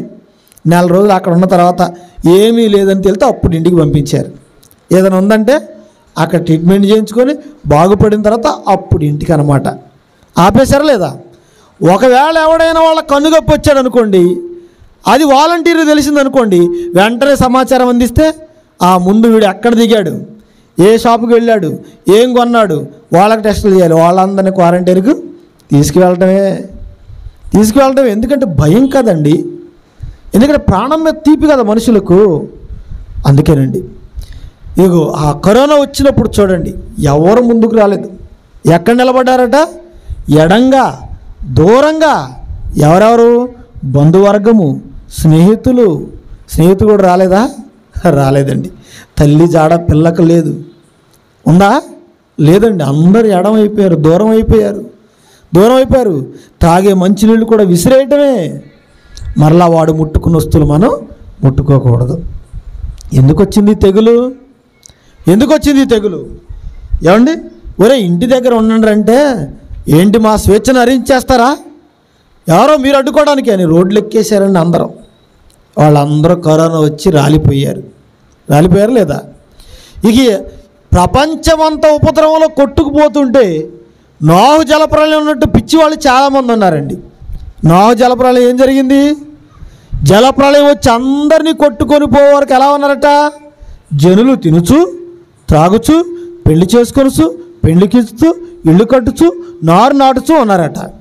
ఓ పక్కన జలప్రలయం వచ్చి కొట్టుకుపోతున్న పట్టట్లేదు వీళ్ళకి. ఈ కరోనాలో కూడా ఇదే మా రోగం అండి వీళ్ళకి కూడా. వీళ్ళు కూడా ఇదే తంతు. ఏం చేశారు? పెళ్ళిళ్ళు అందులో ఎవడికో కరోనా వచ్చిన అందరికీ విస్తరలు పంచాడండి టేబుల్ మీద. ఇప్పుడు ఆ విస్తర అంటుకున్న వాళ్ళందరూ కరోనా వచ్చిందా లేదా? ఒక పక్కన ఊళ్ళే దేశాలకు కొట్టుకుపోతుంటే ఇప్పుడు వీడికి పెళ్ళి అవసరమా? అదే ఎంకి పెళ్ళి సుబ్బి సాగుకు వచ్చిందంటే అర్థమైందా? ఏమండి ఇక పెళ్లి కొడుకు తాళి కడుతున్నాడండి. ఎలా కడుతున్నాడో తెలుసా? పెళ్లి కూతురు వచ్చే అవకాశం లేదు కదా, ఆన్లైన్లో పెళ్ళి అన్నమాట. ఇది ఆన్లైన్లో పెళ్ళి. ఏమండి ఆ ల్యాప్టాప్లో పెళ్లి కూతురు ముఖం చూసుకోవటం, ఆ ఫోన్లో పెళ్లి కూతురు మెడ చూసుకోవటం, ఇలా తాళి కట్టారండి. తాళి అయితే ఆన్లైన్లో కట్టాం. మరి కాపురం ఎలా చేస్తాను ఆయన? పిల్లల్ని ఎలా కంటాను ఆయన? ఏమండి చూసారా? ఏంటి ఆ కొద్ది రోజులు ఆగి తర్వాత పెళ్లి చేసుకోవద్దన్నాడు దేవుడు. ఏమండి ఒక పక్కన ప్రపంచమే ఉపద్రవములు మునిగిపోతే అలాంటప్పుడు ఇలాంటి కార్యాలు అవసరం అంటారా? దేవుడు చెప్తున్నాడు కదండి. యెషయా గ్రంథం 26వ అధ్యాయము చివరి వచనం. యెషయా గ్రంథం 26వ అధ్యాయము 21వ వచనం చదవండి. నువ్వు వెళ్ళి నీ అంతఃపురంలో ప్రవేశించుము. నువ్వు వెళ్ళి నీ తలుపులు వేసుకొనుము. ఉగ్రత తీరిపోవు వరకు కొంచెము సేపు దాగి ఉండము. మొన్ననే మన కొండపల్లిలోని విజయవాడలోని ఉగ్రత వచ్చిందా లేదా? వచ్చింది ఉగ్రత. ఏంటండి ఆ ఉగ్రత? ఫ్లడ్ అండి, వరదలో ఎంతమంది అండి ఇల్లు ఖాళీ చేసి ఒడ్డుకొచ్చారు. ఏం చేస్తే వరద అక్కడే ఉన్నాం అనుకో వెళ్ళిపోయేవాడు సముద్రంలోకి. అవునా కదా? దేవుని దగ్గర ఎన్నో రకాల ఉగ్రతలు ఉన్నాయండి. ఆయనకి ఎదురు తిరక్కో, ఇంట్లో ఎదురు తిరిగితే అన్నం పెట్ట మానేసే అంటారు. అదే దేవునికి కోపం వచ్చిందనుకోండి, ఇదిగో కరోనా, ఫ్లడ్, ఇలాంటివన్నీ వస్తాయండి. మనకి ఇలాంటివన్నీ వస్తాయి. ఉగ్రత తీరిపోయేంత వరకు దేవుడు ఏమన్నాడు, నిన్ను తలుపులు వేసుకొని ఇంట్లోనే ఉండి నాయన బయటికి రావద్దు అన్నాడు. ఆయన మాట వింటారండి? ఏమండి, అందరూ రోడ్లు ఎక్కారు. రోడ్లు ఎక్కిన వాళ్ళు అందరూ కూడా చచ్చిపోయారు. కొంతమంది లాఠీ చార్జీలకు గురయ్యారండి. అయినా సరే ఆగట్లేదండి మనుషులు. ఏమండి, మనుషులకి ఏంటండి ఇది పిచ్చి? ఏంటిది? కొన్ని రోజులు ఇంట్లో ఉండలేవా? కొద్దిసేపు దాక్కోలేవా? దేవుడు చెప్తున్నాడు కదండి, బయటికి వెళ్ళవద్దు, బయటికి వెళ్ళవద్దు. ఎప్పుడు చెప్పాడండి దేవుడు? ఎప్పుడు చెప్పాడు? కరోనాని ఈరోజు నువ్వు పేరు పెట్టుకున్నావు, దేవుడు ఎప్పుడో చెప్పాడు. బయట బాగోలేదు నాయన పరిస్థితి, ఇంట్లో ఉండు, ఇంట్లో ఉండు, ఇంట్లో ఉండంటే వీళ్ళకి మాత్రం కాలు ఇంట్లో నిలవటం లేదండి. అందుకే బయటికి వెళ్ళిన వాళ్ళందరూ అటు నుంచి అట్టే శ్మశానానికి వెళ్ళిపోయారండి. ఏమండి, చచ్చిపోయిన వాళ్ళండి ఊరిలోకి కూడా తీసుకురానివ్వలేదండి. ఊరి బయట నుంచే సమాధులు తవ్వటానికి కూడా ఎవడు వెళ్ళలేదు. ఆ ప్రొక్లైన్లో జేసీబీలో తీసుకెళ్లారు, గొయ్యి తీశారు, అందులోనే పూడ్చిపెట్టేశారండి. అందులోనే పూడ్చేశారు. చూశారు కదండి అలాంటి దృశ్యాలు ఎన్నో. ఏమండి, చైనాలో ఏమండి సమాధులు ఖాళీ లేవు, నిండిపోయాయి. అందుకే ఎక్కడ వాళ్ళు అక్కడ పెట్రోల్ పోసి తగలబెట్టేశారండి. మరికొంతమంది సామూహిక ఖననాలు చేసేశారు. గుట్టలు గుట్టలుగా ప్రొక్లైన్ తీయటం, పెద్దగా అందులో తోసేయటం, పూడ్చేయటమేనండి. సునామీ వచ్చినప్పుడు చేసినట్లుగా. దేవుడు తలుచుకుంటే అలాగే జరుగుతుందండి. దేవుడు తలుచుకుంటే అలాగే జరుగుతుంది. వీళ్ళరా, మరి చచ్చిపోయిన వాళ్ళందరూ ఏమైపోయారు? చచ్చిపోయిన వాళ్ళందరూ ఏమైపోయారండి? దయ్యాలుగా రాలేదా? చాలామంది చచ్చిపోతే దయ్యాలుగా మారిపోతారండి. ఆ దయ్యం మమ్మల్ని పట్టి పీడిస్తుందండి. కరోనాలో కోట్ల మంది చచ్చిపోయారండి. ఒక్కడైనా దయ్యంగా వచ్చాడా? ఒక్కడైనా దయ్యంగా వచ్చాడా? దయ్యాలు లేవు, భూతాలు లేవు, ఏమీ లేవండి. తెలియక అమాయకులు మాట్లాడుకుంటున్నారు. ఏమంటే చాలామంది కామెంటరీ మరలా, అమ్మా మార్తమ్మ రాత్రి మీ ఆయన వచ్చి ఆ గోడ మీద కూర్చున్నాడమ్మా. మరి గోడ మీద కూర్చుంటే ఈవిడైనా చెయ్యి బట్టి వాళ్ళ ఇంట్లో తీసుకెళ్ళొచ్చుగా. ఏమంటే ఒకవేళ తలుపు బట్టి నిజంగా వీళ్ళ ఆయన్ని ఈ తలుపు తీసి ఇటుది వచ్చాడనుకోండి, ఆవిడేం చేస్తే అటు తలుపు తీసుకుని అటు పారిపోతుందండి. ఎందుకు? చచ్చినవాడు మరలా తిరిగి రాకూడదు. మరి దయ్యంగా వచ్చాడంటావేంటి? తెలియదు నీకు, బైబిల్ జ్ఞానం లేదు. ఏంటి, బైబిల్లో వానమహాలు తెలియదు. అదే చెప్తున్నాడు చూడండి ఒకసారి. యోబు గ్రంథము 7వ అధ్యాయము 9-10 వచనాలు చూద్దాం. యోబు గ్రంథము 7వ అధ్యాయము 9-10 వచనాలు. చచ్చిపోయిన వాడు ఈ భూమి మీదకి రావటానికి వీల్లేదు. దేవుని చట్టం ఒప్పుకోదు. మేఘము విడిపోయి అదృశ్యమగినట్లు పాతాళమునకు దిగిపోయిన వాడు మరి ఎప్పుడునూ రాడు. అతడికి ఎన్నడూ తన ఇంటికి రాడు. అతని స్థలం అతని మరలా ఎరుగదు అన్నాడండి. ఏమండి, ఒక్కసారి రేపు ఉదయాన్నే మీరు ఆకాశంలో చూడండి. తెల్లటి మేఘం అలా అలా ప్రయాణం చేసుకుంటూ వెళ్ళిపోద్దండి. ఆ ప్రయాణం చేస్తున్న క్రమంలో నీరు లేని నిర్జల మేఘం తెల్లగా ఉంటుందండి. అదే నీళ్ళుంటే దట్టంగా ఉంటుందన్నమాట. ఏమంటే ఆ నీరు లేని మేఘం అలా అలా అలా విడిపోయి అసలు అదృశ్యమైపోతుందండి. చూడండి కావాలంటే మీరు రేపు గమనించండి. ఇప్పుడు చెప్పాం కదండి, రేపు గమనించండి. చచ్చిపోయిన వాడు కూడా మరలా తన ఇంటికి తిరిగి వచ్చే అవకాశమే లేదు. మరి ఎక్కడికి వెళ్ళాడు చచ్చిపోయిన వాడు? ఎక్కడికి వెళ్ళిపోయాడు? దయ్యంగా మారలేదా? మారలేదు. ఎక్కడికి వెళ్ళాడు? దేవుని శిక్షా స్మృతిలోనికి వెళ్ళిపోవాలి. ఏమండి, దొంగ దొరికితే చట్ట పరిధిలోనికి ఎలా వెళ్ళిపోవాలో, చట్టం పరిధిలోకి చచ్చిపోయిన వాడు కూడా దేవుని చట్టంలోనికి వెళ్ళిపోవాలండి. వెళ్ళిపోవాలి. వెళ్ళిపోయిన వాడు ఎలా వెళ్ళిపోతాడో వాడి పరిస్థితి అంటే చెప్తున్నాడు చూడండి. అదే యోబు గ్రంథము 21వ అధ్యాయము 13వ వచనం. యోబు గ్రంథం 21వ అధ్యాయము 13వ వచనం. వారు శ్రేయస్సు కలిగి తమ దినములు గడుపుదురు, ఒక్క క్షణములోనే పాతాళమునకు దిగుదురు అన్నాడు. ఏమండి, ఎక్కడ కన్ను మూస్తే అక్కడ కన్ను తెరవటమే. అంత స్పీడ్గా వెళ్ళిపోతుందండి ఆత్మ. సూపర్సోనిక్ విమానం కూడా వెళ్ళదండి. మహా అయితే గంటకు 1000 కిలోమీటర్ల వేగంతో వెళ్తుంది. రాకెట్ అనుకోండి ఇంకొన్ని కిలోమీటర్ల వేగంతో వెళ్ళిపోతుంది. కానీ ఆత్మ దానిని మించిన వేగంతో ఇలా రెప్పపాటులోనే ఒక్క క్షణంలోనే ఎక్కడ కన్ను మూస్తే అక్కడికి వెళ్ళిపోవటమేనండి.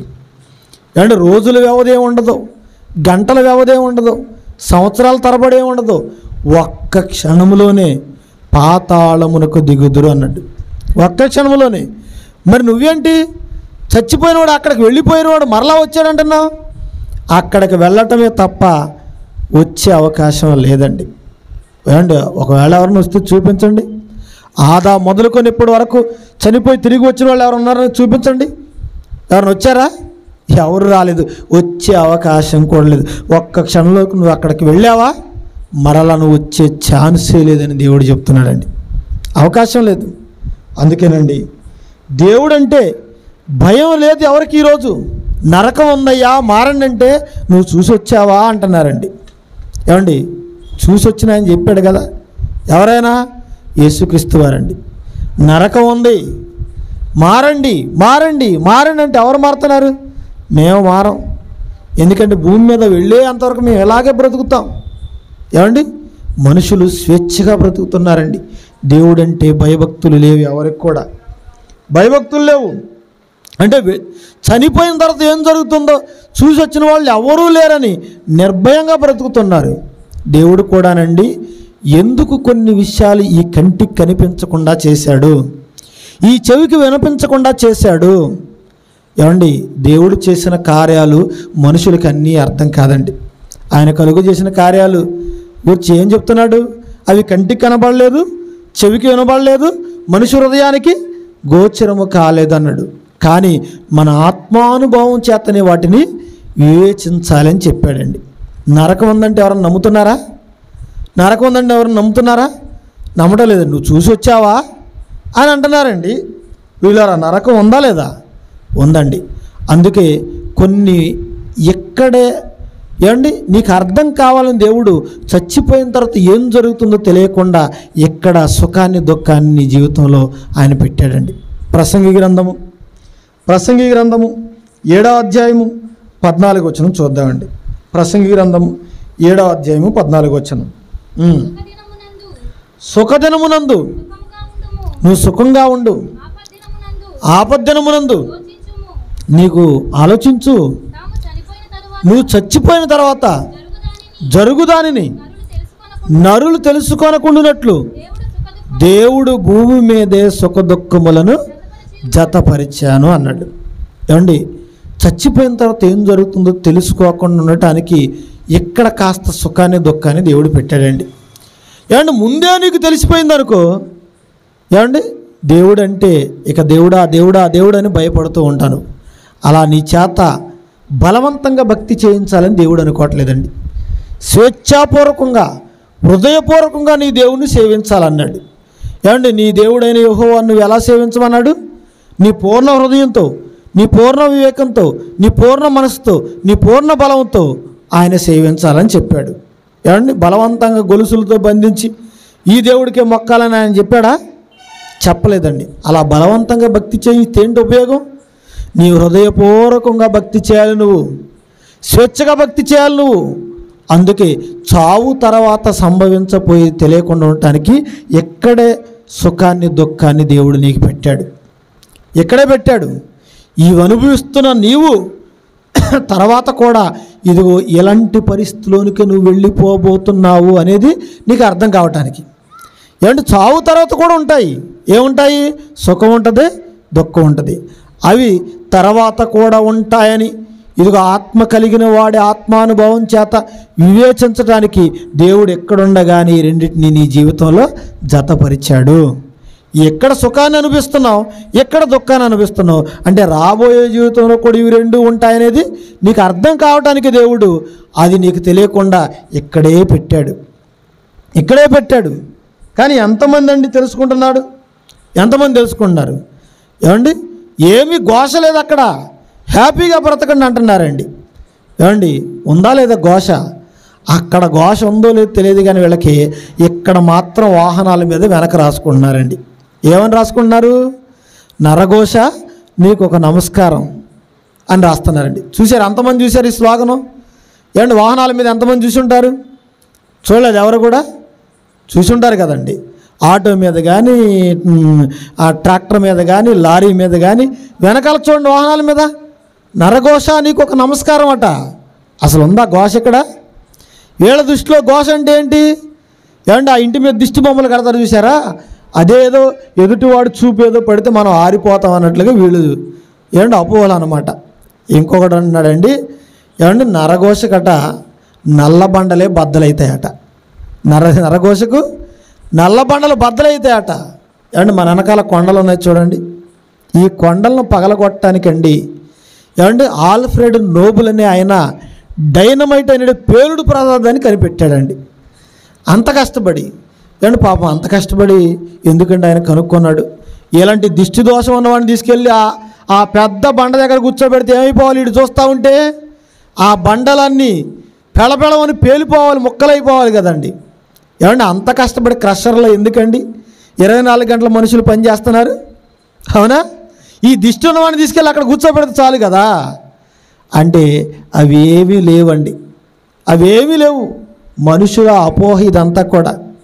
కానీ ఘోష ఉందా లేదా? పాతాళంలో ఉందా? ఉందండి. ఏమండి కరోనా ఉందయ్యా, బయటికి వెళ్ళకుండా చచ్చిపోతారంటే విన్నారా మన మాట? వినరండి. మరి పాతాళం నరఘోష ఉందంటే వింటారా? వినరండి. అందుకే దేవుడు దైవజనులను పిలిపించి వాళ్ళని పంపించి పెందలకడ పంపించి ప్రవక్తలను పంపించినా కానీ ఆనాటి సమాజం వినలేదు, ఈనాడు కూడా వినటం లేదు. అదే దేవుడు చెప్తున్నాడు చూడండి. చదవబడిన లేఖన భాగం మరొకసారి చదువుకుందాం. ఇరిమియా గ్రంథం 6వ అధ్యాయము 10-11 వచనాలు చదువుకుందాం.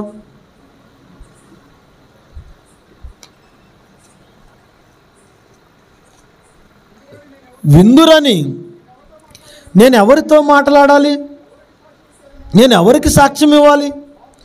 వారు వినుటకు తమ మనసును సిద్ధపరచుకొనలేదు కనుక వినలేకపోయారు. ఎందుకంటే వారు యెహోవా వాక్యమందు సంతోషము లేని వారై దాన్ని తృణీకరింతురు. కావున నేను యెహోవా క్రోధముతో నిండి ఉన్నాను. ఇదిగో నేను ఓర్చుకొని విసిగి ఉన్నాను. చదవండి. దాన్ని అణుచుకొని ఉన్నాను. నేను విసిగి ఉన్నాను. ఒక్కడు కూడా తప్పకుండా వీధిలోనున్న పసిపిల్లల మీదను యవనుల గుంపుల మీదను దాన్ని కుమ్మరించవలసి వచ్చింది. భార్యాభర్తలను, వయసు మీరిన వారును, వృద్ధులను పట్టుకొనబడేదరు. చూసారా? ఏమండి నేను నా మాట చెప్పి వినండి, మారండి మారండి నరకం ఉందంటే ఎవరైనా విన్నారా? వినలేదట. అందుకే దేవుడు ఏం చేశాడట? నా మాటలంటే మీకు సంతోషం లేదా? నా మాటలంటే మీకు ఆనందం లేదా? మీరు మనసును సిద్ధపరచుకోరా? మాట వినడానికి రారా? చర్చికి రమ్మంటే రారు, మీటింగ్కి రమ్మంటే రారా? అందుకే మేమేం చేయాలి? నా క్రోధాన్ని అణుచుకొని అణుచుకొని అణుచుకొని విసిగిపోయాను కాబట్టి ఇదిగో ఇప్పుడు నేను కుమ్మరిస్తున్నాను అని కరోనా కుమ్మరించాడండి. ఏమంటే ఆ కుమ్మరించిన కరోనా ఎవరెవరి మీద పడిందట చూడండి. ఏమంటే పసిపిల్లల మీద పడిందట, వీధిలో ఉన్న యవనుల గుంపుల మీద పడిందట, భార్యాభర్తల మీద పడిందట, వయసు మళ్ళిన వాళ్ళ మీద పడిందట, వృద్ధుల మీద పడిందట. ఏమండి నీకు పక్షపాతం ఉంది కానీ కరోనాకి ఏంటండి పక్షపాతం? ఏమండి రోగానికి ఏమైనా పక్షపాతం ఉందా? మా ఇంటిలో జ్వరం ఎవరికి రాదండి అని చెప్పగలవా? దానికి ఏమైనా పక్షపాతం ఉందా? మా ఇంట్లో కరోనా ఎవరికి రాదండి అని అనగలవా? అనలేవు కదా. రోగానికి ఏంటండి పక్షపాతం? అది దేవుని ఉగ్రత, దేవుడు కోపం అని ఎవరైనా చెప్పారా? ఎవరు చెప్పలేదండి. కరోనా ఉన్నంత కాలం కూడానండి ఎవరి ఫోన్లో రింగ్ టోన్ చూసినా దేవుడి పాటలేనండి. ఎవరి ఇంట్లో టీవీ ఆన్ చేసినా వాక్యమే, ప్రసంగాలే. ఎవరి ఫోన్లో చూసినా యూట్యూబ్ ప్రసంగాలే. ఏమండి ఆ కరోనా పోయింది అంతే. ఇప్పుడు మనుషుల్లో ఏమైనా భయం ఉందా? భక్తి ఉందా? మరలా అలాంటి సన్నివేశాలు ఏమైనా ఉన్నాయా? మరలా విచ్చలవిడిగా బ్రతుకుతున్నారు మనుషులు. విచ్చలవిడితనం పెరిగిపోయిందండి. ఎందుకంటే కరోనా పోయిందనుకుంటున్నారు, కరోనా పోలేదండి. కరోనా పోలేదు. మీరు న్యూస్ వినండి, ప్రతిరోజు ఇప్పటికీ కరోనా కేసులు నమోదవుతూనే ఉన్నాయి. అవునా కదా? మేము వ్యాక్సిన్ వేసుకున్నా మా దగ్గరకు రాదనుకున్నా, వ్యాక్సిన్ వేసుకున్నాడు చచ్చిపోయాడు. చచ్చిపోయాడా లేదా? ప్రియులారా భయపడండి. దేవుడంటే లెక్క లేకుండా బ్రతుకుతున్నారు. ఏమండి, ఎందుకే దేవుడు పాతాళంలో ఆ ఘోష చేసే శబ్దాలు మనకు వినకుండా సౌండ్ ప్రూఫ్గా చేసేసాడండి. ఏమండి, ఈ కొండపల్లి రైల్వే ట్రాక్ ఉంది చూసారా, ఎక్కడ వాతావరణం నిశ్శబ్దంగా ఉన్నప్పుడండి ఏమండి మా ఊరికి వినపడుతుందండి ఈ ట్రాక్ మీద ట్రైన్ ప్రయాణించే శబ్దం అండి. ఆ హోరు దడదడ దడదడ దడదడ వినిపిస్తూ ఉంటుంది. ఏమండి, అలాగే పొలాల్లో నుండి రైతులు పని చేసుకుంటారు చూసారా, వాళ్ళు గేదెలు కాసుకునే వాళ్ళు, పశువులు కాసుకుని పెద్దగా కేకలు వేస్తూ ఉంటారు. ఆ కేకలు ఊరిలో ఉన్న వాళ్ళకి వినిపిస్తూ ఉంటాయి. వినపడతాయా లేదా? ఏమండి, గమనించారు ఎప్పుడైనా ఎవరన్నా? ఏమండి, వినపడతాయి. కానీ పాతాళంలో మరి అంత ఘోష చేస్తున్న ఎందుకు వినపడలేదు? ఎందుకు వినపడలేదు? కొన్ని నీకు వినబడకుండా చేశాడు దేవుడు. వినబడితే నువ్వు నయానో భయానో మారతావు. అలా బలవంతంగా దేవుడు నీ చేత భక్తి చేయించుకోవాలనుకోవట్లేదండి. ఏమంటే పోలీస్ స్టేషన్కి వెళ్ళారు ఇద్దరు దొంగతనం చేశారు, పోలీస్ స్టేషన్ తీసుకెళ్ళారండి. లోపల మొదట ఒకరిని తీసుకెళ్ళి 3rd డిగ్రీ ప్రయోగిస్తున్నారు. 3rd డిగ్రీ అంటే చదువుకున్న డిగ్రీ కాదండి, లాఠీలు విరిగిపోయేటట్టు కొట్టడం అనమాట. దాని పేరు 3rd డిగ్రీ. ఏమండి, అప్పుడు నిజాలు బయటకు వస్తాయన్నమాట. ఏమంటే ఒకరిని తీసుకెళ్ళి 3rd డిగ్రీ ప్రయోగిస్తున్నప్పుడు వామ్మో నాయనో అని అరుస్తున్నాడు అనుకోండి, ఇప్పుడు రెండో వాడికి ఎలా ఉంటుంది? అమ్మో నా వంతు వస్తే నాకు ఎలా ఉంటుందని భయపడతాడా లేదా? భయం వేస్తుందా లేదా? అందుకే అలాంటి శబ్దాలు పాతాళ లోకానికి వెళ్ళేవాడు ఘోష చేస్తున్న శబ్దాలు నీకు వినబడకుండా చేశాడు. నీకు వినబడకుండా చేశాడు. ప్రియులారా, మరి అది యేసుక్రీస్తు వారు చెప్పారు కదండి. చెప్పినా వీళ్ళు మారుతున్నారా? మారడం లేదండి. అందుకే అక్కడికి వెళ్ళిపోతేనండి ఏమండి, తల్లి గర్భంలో నుంచి వచ్చిన తర్వాత మన తొలి శ్వాస ఏమండి పీల్చుకుంటా శ్వాస, ఆ శ్వాస ఆడకే, దానికి అలవాటు పడకే పసిపిల్లలు ఏడుస్తూ ఉంటారండి. ఇక అది అలవాటు పడిన తర్వాత మనం నిద్రపోతున్నా, ప్రయాణం చేస్తున్నా, తింటున్నా, త్రాగుతున్నా, ఏ పని చేస్తున్నా శ్వాస పీల్చుకున్నాం. ఒక్కసారి ఆ తుది శ్వాస ఆగిపోయిందనుకోండి, అప్పుడు మనం శవాలుగా మారిపోతాం.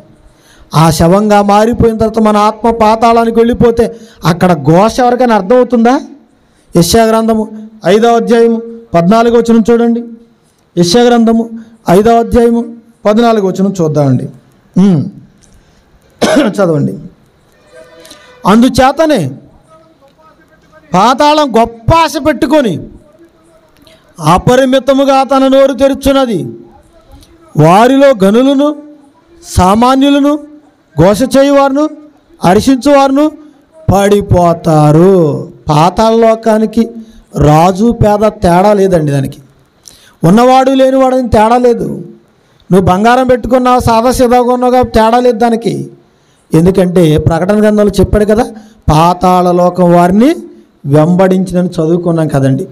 పాతాళ లోకం అంటే ఎక్కడో దూరంగా ఉందనుకోకండి, అది నీ చుట్టూనే తిరుగుతుంది. ఎప్పుడు నువ్వు కన్ను మూస్తావా మింగేద్దామని చెప్పేసి. ఎలా తెలుస్తున్నాడు దాని నోరు? అపరిమితంగా. ఎందుకంటే పాతాళ లోకానికి లిమిట్ లేదండి. కరోనాలో చచ్చిపోతే శ్మశానాలు ఖాళీ లేవు, హౌస్ఫుల్ బోర్డు పెట్టేశారు. సినిమా హాల్లో హౌస్ఫుల్ బోర్డు పెడతారు, కానీ పాతాళ లోకంలో ఎంతమంది వచ్చినా రాని రాని రాని అంటదండి ఆ లోకం. ఎందుకంటే జలప్రళయంలో నుండి ఎన్ని కోట్ల మంది చచ్చిపోయారు చెప్పండి. ఆ తర్వాత సొదొమ గొమొర్రాలు ఎంతమంది చచ్చిపోయారు? ఆ తర్వాత సునామీలు ఎంతమంది చచ్చిపోయారు? గుజరాత్ భూకంపాలు ఎంతమంది చచ్చిపోయారు? మన వరదలు ఎంతమంది చచ్చిపోయారు? ఎంతమంది చచ్చిపోయిన పాతాళ లోకంలో ఖాళీ ఉందా? ఉంటుంది. ఎంతమంది వచ్చినా రాని రాని రాని అని అపరిమితంగా తన నోరు తెరిచిద్దట. ఎలా తెరవగలదండి? ఎలా తెరవగలుగుతాం? ఏమండి, అప్పుడప్పుడు పశువులు కాపర్లు అడవుల్లోనికి పశువులను తోలుకెళ్తారండి. గొర్రెలను, మేకలను, ఆవులను, గేదెలను తోలుకు వెళ్తారండి. తోలుకెళ్ళినప్పుడు ఏమండి పశువుల కాపరి అప్రమత్తంగా లేనప్పుడు ఆ చెట్ల చాటుకు, ఆ రాళ్ళ చాటుకు వెళ్ళినప్పుడు ఏం జరుగుతుంది? ఒక కొండ చిలువ వచ్చి ఆ గొర్రెనో, మేకనో, ఆవునో, ఎద్దునో తినేస్తుందండి, మింగేస్తుంది. దాని నోరు చూడటానికి ఎలా ఉంటుంది? చిన్నగా ఉంటుందండి. కానీ అది మింగేటప్పుడు దాని నోరు అపరిమితంగా తెరుచుకుంటుంది. ఇప్పుడు పాతాళ లోకం కూడా నోరు ఎలా తెరిచిందట? అపరిమితంగా. అందులో ఎంతమంది ఎవరెవరు పడుతున్నారట? ఎవరెవరు పడుతున్నారు?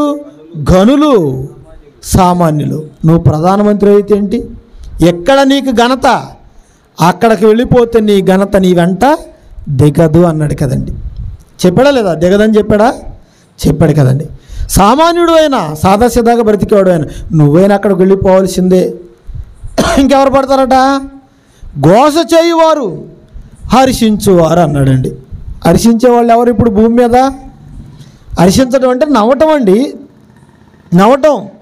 టీవీలో వస్తుందండి జబర్దస్త్ ప్రోగ్రాం అండి, జబర్దస్త్ ఎక్స్ట్రా జబర్దస్త్ అట మరలా. ఏమండి ఇందులో సాదాసీదాగా నవ్వుతారు, ఇక అందులో కడుపు చెక్కలైపోయేటట్టు నవ్వటం అనమాట. అదే ఎక్స్ట్రా అంటే. ఏమండి బూతు పదాలతోనండి, డబల్ మీనింగ్ డైలాగులతో అసలు ఆ ప్రోగ్రాం చూడండి. ఎంతమంది అండి ఇంటలెక్చువల్స్ ఆ ప్రోగ్రామ్ని క్యాన్సిల్ చేయండి, అసలు రద్దు చేయండి అంటున్నారు. పట్టించుకుంటున్నారా? పట్టించుకుంటున్నారా? ఎవడో పట్టించుకోవట్లేదండి. చూడండి ఒకసారి ఎంత చండాలం అంటేనండి. ఏమంటే జోకులు వేసుకోవటం, నవ్వటం, హర్షించేవారు. ఏమంటే ఎక్కడ జబర్దస్త్ చేసుకున్నారు, వీళ్ళు కన్ను మూస్తే పాతాళలోకం మింగితే అక్కడ కనపడుతుంది వాళ్ళకి ఎక్స్ట్రా జబర్దస్త్. ఎందుకు? వీళ్ళలాంటి వాడు ఒకడు వెళ్ళాడు వీళ్ళకంటే ముందు, వాడిని చూసైనా మారాలి కదండి, వాడిని చూసైనా మారాలి కదా. ఎవరు వీళ్ళంటి వాడు? ఎవరు వీళ్ళంటి వాడు? లూకాసు వార్త 16వ అధ్యాయము 19వ వచనం చూద్దామండి. లూకాసు వార్త 16వ అధ్యాయము 19వ వచనం చూద్దాం. ధనవంతుడు అక్కడ ఉండేను. ఏమండి ధనవంతుడైతే పాతాళలోకంలో పడిపోడా? చెప్పాడు కదా. ఏమండి గనులు ధనవంతులు అతడు ఊదారంగు బట్టలను సన్నపు నార వస్త్రములను ధరించుకొని ప్రతి దినము బహుగా సుఖపడుచుండువాడు. చూసారా? ఏమండి ధనవంతుడు అక్కడుండేను. ఇది కథ కాదండి, మోషే గారు నివసించిన కాలంలో జరిగిన యథార్థ సంఘటన గురించి చెప్తున్నాడు దేవుడు. కథ కాదు ఇది, ఉపమానం కూడా కాదండి, రియల్గా జరిగిన సన్నివేశం అండి ఇది. ధనవంతుడు అక్కడ ఉండేను. Once upon a time there was lived in a rich man. ఏంటో ఒకప్పుడు ఉన్నాడు, అనగనగా ధనవంతుడు ఒకడు ఉన్నాడు అంటలేదు. అనగానగంటే అది కథ, ఉండేనంటే జరిగిపోయిన దాని గురించి చెప్తున్నాడు అనమాట. వాడు కూడా బాగా సుఖపడ్డాడు. సన్నపు నార వస్త్రాలు, పట్టుబట్టలు, ఓదారంగు బట్టలు. ఓదారంగు బట్టలు అంటే కాస్ట్లీ అండి, కాస్ట్లీ. ఏమంటే రాజులు ధరించుకునేది. అందుకేనండి బైబిల్లో కూడా ఓదారంగు పొడిని ఒక స్త్రీని మనం చూస్తాం. ఆ స్త్రీ పేరేంటండి? లూదియా. ఏ ఊరు ఆవిడదే? తుయితైరా. అక్కడి నుంచి వచ్చి ఇక్కడ ఓదారంగు పొడి, కాస్ట్లీ పౌడర్ అండి, అది అమ్ముకునేది బట్టలకు రంగులు వేయటానికండి. చూడండి ప్రియులారా, ఇక బాగా సుఖపడ్డాడట, బహుగా సుఖపడ్డాడట వాడు. ఏమండి ఏదో ఒకరోజు కన్ను మూయాలి కదండి ధనవంతుడైనా. కన్ను మూయాలా వద్దా? కన్ను మూశాడు. అప్పుడు కళ్ళు తెరిచాడు వాడు. ఎక్కడున్నాడు చూస్తే? ఎక్కడున్నాడు చూస్తే పాతాళములో ఉన్నాడు. పాతాళంలో ఉండి వాడు ఏం చేస్తున్నాడు? బాధపడుచు కేకలు వేస్తున్నాడట, కేకలు వేస్తున్నాడు. తండ్రి అయిన అబ్రహామా, తండ్రి అయిన అబ్రహామా అని కేకలు వేస్తున్నాడండి. అదిగా కేకలే నరఘోష. ఎక్కడ పడ్డాడు వీడు? పాతాళంలో పడ్డాడండి. ఈ పాతాళలోకం నువ్వు ఎక్కడున్నా, నేను రానంటే ఊరుకోదండి, నువ్వెక్కడున్నా లాగేస్తండి. ఎలా లాగేస్తుంది? ఈ మధ్యకాలం అండి కొత్త టెక్నాలజీ వచ్చింది కదండి. రోడ్ల పైన దుమ్ము ధూళిని క్లీన్ చేయడానికి మున్సిపాలిటీ వాళ్ళు ప్రత్యేకమైన వ్యాక్యూమ్ క్లీనర్లను కొనుక్కొచ్చారండి. ఆ రోడ్డు మీద అలా మిషన్ నడుస్తుంది అనుకోండి, అక్కడ ఎంత చెత్త ఉన్నా అది లాగేసుకుంటుంది. ఆ మిషను అది లాగేసుకుంటుంది. ఏమండి మరలా చేతుల్లో కూడా చిన్న చిన్న వ్యాక్యూమ్ క్లీనర్లు వచ్చాయి. కిటికీ ఆ మూలల మీద, కారుల్లోని ఆ కార్నర్లో, సోఫాలో కార్నర్లో ఈ వ్యాక్యూమ్ క్లీనర్ ఇలా పెట్టగానే ఆ డస్ట్ అంతా లాగేసుకుంటుంది, బయటికి విడిచిపెట్టేస్తుంది. చూస్తున్నారు కదండి. ఇప్పుడు అమెజాన్లో కూడా ఆర్డర్ పెట్టుకుంటూ వచ్చేవి ఉన్నాయండి, తెలుసు కదండి, అవన్నీ చూస్తున్నారు కదా. పాతాళలోకం కూడా అంతే, ఎక్కడున్న అలా లాగేసిద్దండి, లాగేసిద్ది. పిల్లరా, చిన్నపిల్లలు ఎండాకాలం ఆడుకుంటూ ఉంటారండి. టీవీలో ఒక యాడ్ వచ్చింది ఆ మధ్యకాలం. సూర్యుడు ఏం చేస్తాడంటే వీడు తలలో స్ట్రా వేసి వాడి తలలో ఉన్న నీరు అంతా లాగేస్తాడు. చూసాం మనం, చూసామా లేదా? అంటే అది అర్థం చేయించడానికి మీకు చూపించారు. అలాగే పాతాళలోకం కూడా ఏం చేస్తట? నిన్ను లాగేస్తుంది, లాగేస్తుంది. ఏమంటే ఉదయాన్నే టీ తాగడానికి వెళ్తామండి కాఫీ హోటల్కు. చాలామంది ఆ కప్పులో ఉన్న టీని తాగడానికండి కొంతమంది దగ్గరగా పెట్టుకొని తాగుతారు, కొంతమంది ఏం చేస్తారు దూరంగా పెట్టుకొని అని లాగుతూ ఉంటారు. మనకు చచ్చేంత చిరాకండి, దూరంగా వెళ్ళిపోతాం. ఎవడరా పొద్దున్నే దరిద్రుడు వచ్చాడు అనుకుంటాం, అవునా కదా? పాతాళ లోకం కూడా అంతే. నువ్వు ఎక్కడున్నా నిన్ను ఏం చేస్తుంది అని లాగేస్తుంది. ఎవరెవరిని లాగేస్తుంది? గనులు, సామాన్యులు, ఘోష చేయవారు, హర్షించువారు మొత్తం అందులో పడిపోతారు. ఇక అక్కడికి వెళ్ళిపోతే ఉంటుంది నీ ఘోష. ఎలాంటి ఘోష? అక్కడ ఏడుపును పండ్లు కొరుకుటై ఉంటుంది. అబ్బా భలే ఛాన్స్ వచ్చింది, ఇక్కడ ఎలాగో దానిమ్మలు తింటలేదు, ద్రాక్షలు తింటలేదు అనుకున్నావా? పండ్లు తింటామంటే తినే పళ్ళు కాదు, నీ పళ్ళు నువ్వే కొరుక్కోవాలి. అక్కడ వేడి, తీవ్రత, కోపం వచ్చినప్పుడు ఇక్కడ భార్య మీద ఏం చేస్తావు, పిల్లల మీద ఏం చేస్తావు? పటపట పళ్ళు కొరికేస్తావు కదా. ఇక అక్కడికి వెళితే నీ పళ్ళు నువ్వే కొరుక్కోవాలి, నువ్వే కొరకాలి. ఏమండి, అందుకే చెప్తున్నాడు ప్రియులారా, ఆ కరోనాలో చచ్చిపోతేనండి సొంత వాళ్ళు కూడా దహన సంస్కారాలు చేసే అవకాశం లేదు, పాతి పెట్టే అవకాశం లేదు. ఒకవేళ చచ్చిపోయామనుకోండి, మన మధ్య భావబంధాలు ఏమి ఉండవండి. ఉంటాయా? ఉండవు. అందుకే కన్న తల్లే కన్న కొడుకునే తన చేతులతో శ్మశానానికి తీసుకెళ్ళి ఏం చేస్తుంది? పాతేస్తుందండి, పాతేస్తుంది. నీ కడుపును పుట్టిన బిడ్డే కదా, మరి అంత కర్కశంగా ఎందుకు పాతేస్తున్నావు? చచ్చిపోయిన తర్వాత నీకు వాళ్ళకి ఎటువంటి సంబంధం ఉండదు. ఏమండి, మన శరీరంలో ఏదైనా అవయవం కుళ్ళిపోయింది అనుకోండి, డాక్టర్ గారు ఏం చేస్తాడు? దాన్ని కత్తిరించి ఏం చేస్తాడు? కాల్చి వేస్తాడు మంటల్లో. విజయవాడకి వెళ్ళండి, విజయవాడ హాస్పిటల్ అన్నిటి మీద ఉమ్మడిగా ఎక్కడో దూరంగా ఒక ఫర్నేస్ ఉంటుందండి. ఫర్నేస్ అంటే కొలిమనమాట. ఏమంటే క్యాన్సర్ వచ్చినా కడుపులోంచి గడ్డలు తీసేస్తారు చూసారా, లేదా షుగర్ వస్తే అవయవాలు తీసేస్తారు చూసారా, అదండి. అలాంటి వాటిని వాళ్ళు నిర్దాక్షిణ్యంగా కట్ చేయకపోతే శరీరం అంతా పాకిపోతుంది, ప్రమాదం అని చెప్పేసి ఏం చేస్తారు? అంతవరకు కట్ చేయాలి. ఏమండి, లేదండి నా అవయవాలు అంటే నాకెంతో మక్కువ ఉంచండి అంటావా? ఉంచండి అంటే శరీరం అంతా తినేస్తుంది. అందుకే నువ్వేమంటావు? తీసేయండి త్వరగా అంటావండి. మరి అప్పటి వరకు నీలోనే ఉంది కదా, పనిచేసింది కదా. అంటే కుళ్ళిపోయింది, చెడిపోయింది నీకు అవసరం లేదు, కాల్చేసినా నీకు ఇష్టమే. అలాగే దేవుడు కూడా తనకు పనికిరాని వాడు ఎవడైతే ఉన్నాడో వాడిని తీసుకెళ్ళి ఏం చేస్తాడు? మంటల్లో తోసేస్తాడండి. అలా ధనవంతుని తోసేశాడు. కాల్చేస్తారు అవయవాన్ని, బాధపడరు వాళ్ళు. దేవుడు కూడా అంతేనండి. దేవుని కొరకు బ్రతకని వాడి గురించి ఆయన బాధపడ్డాడు, చంపేస్తాడు.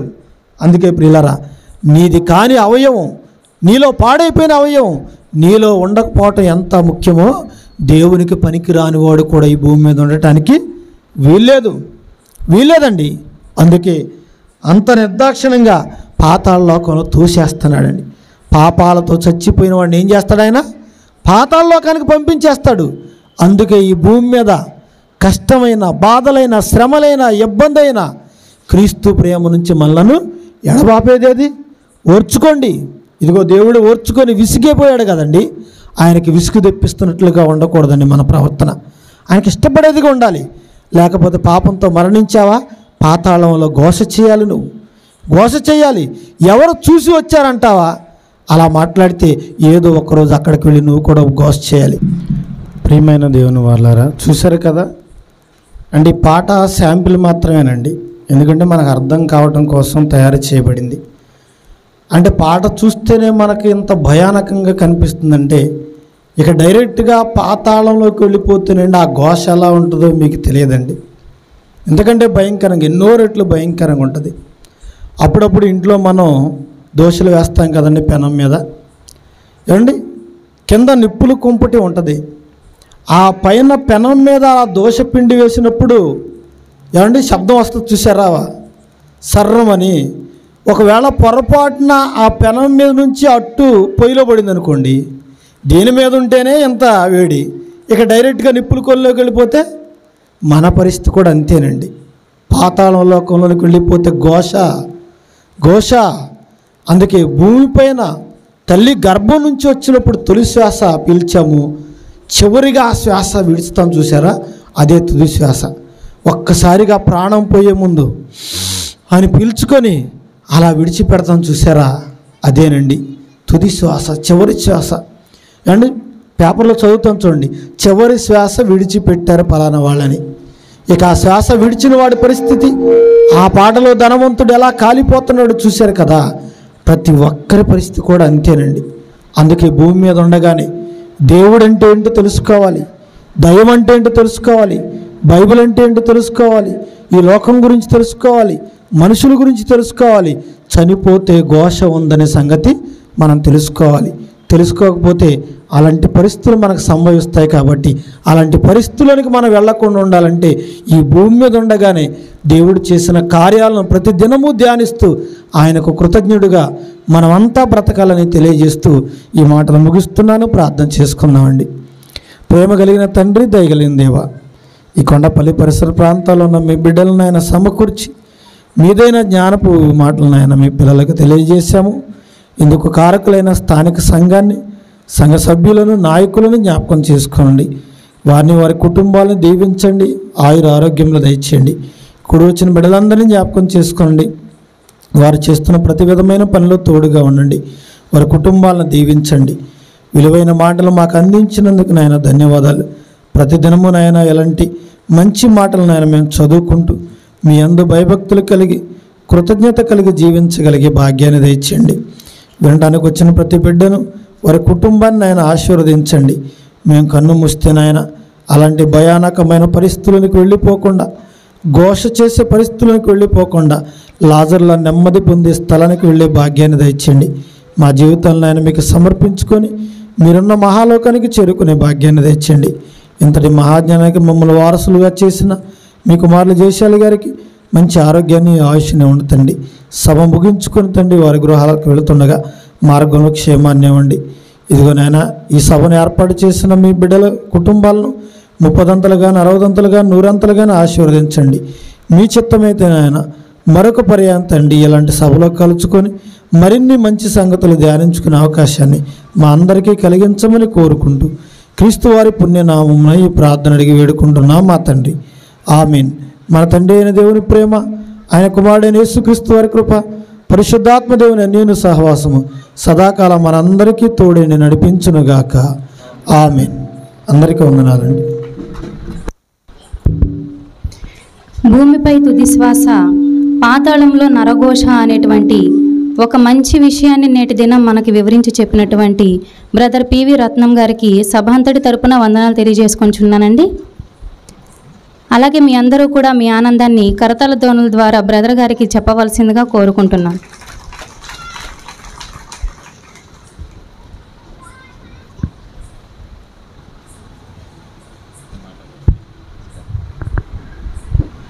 ప్రభునందు ప్రియమైన దేవుని వల్ల చేరువచ్చిన మీ అందరికీ యేసుక్రీస్తు వారి యొక్క శ్రేష్టమైన నామములో శుభాభివందనాలు తెలియజేసుకుంటున్నాను. మరి ఎప్పటికే ఈ మీటింగ్ గురించి ఒక విషయం చెప్పాలండి. 1-2 నెలల క్రితమే ఈ మీటింగ్ ఏర్పాటు చేయాలని మేము అనుకున్నాము.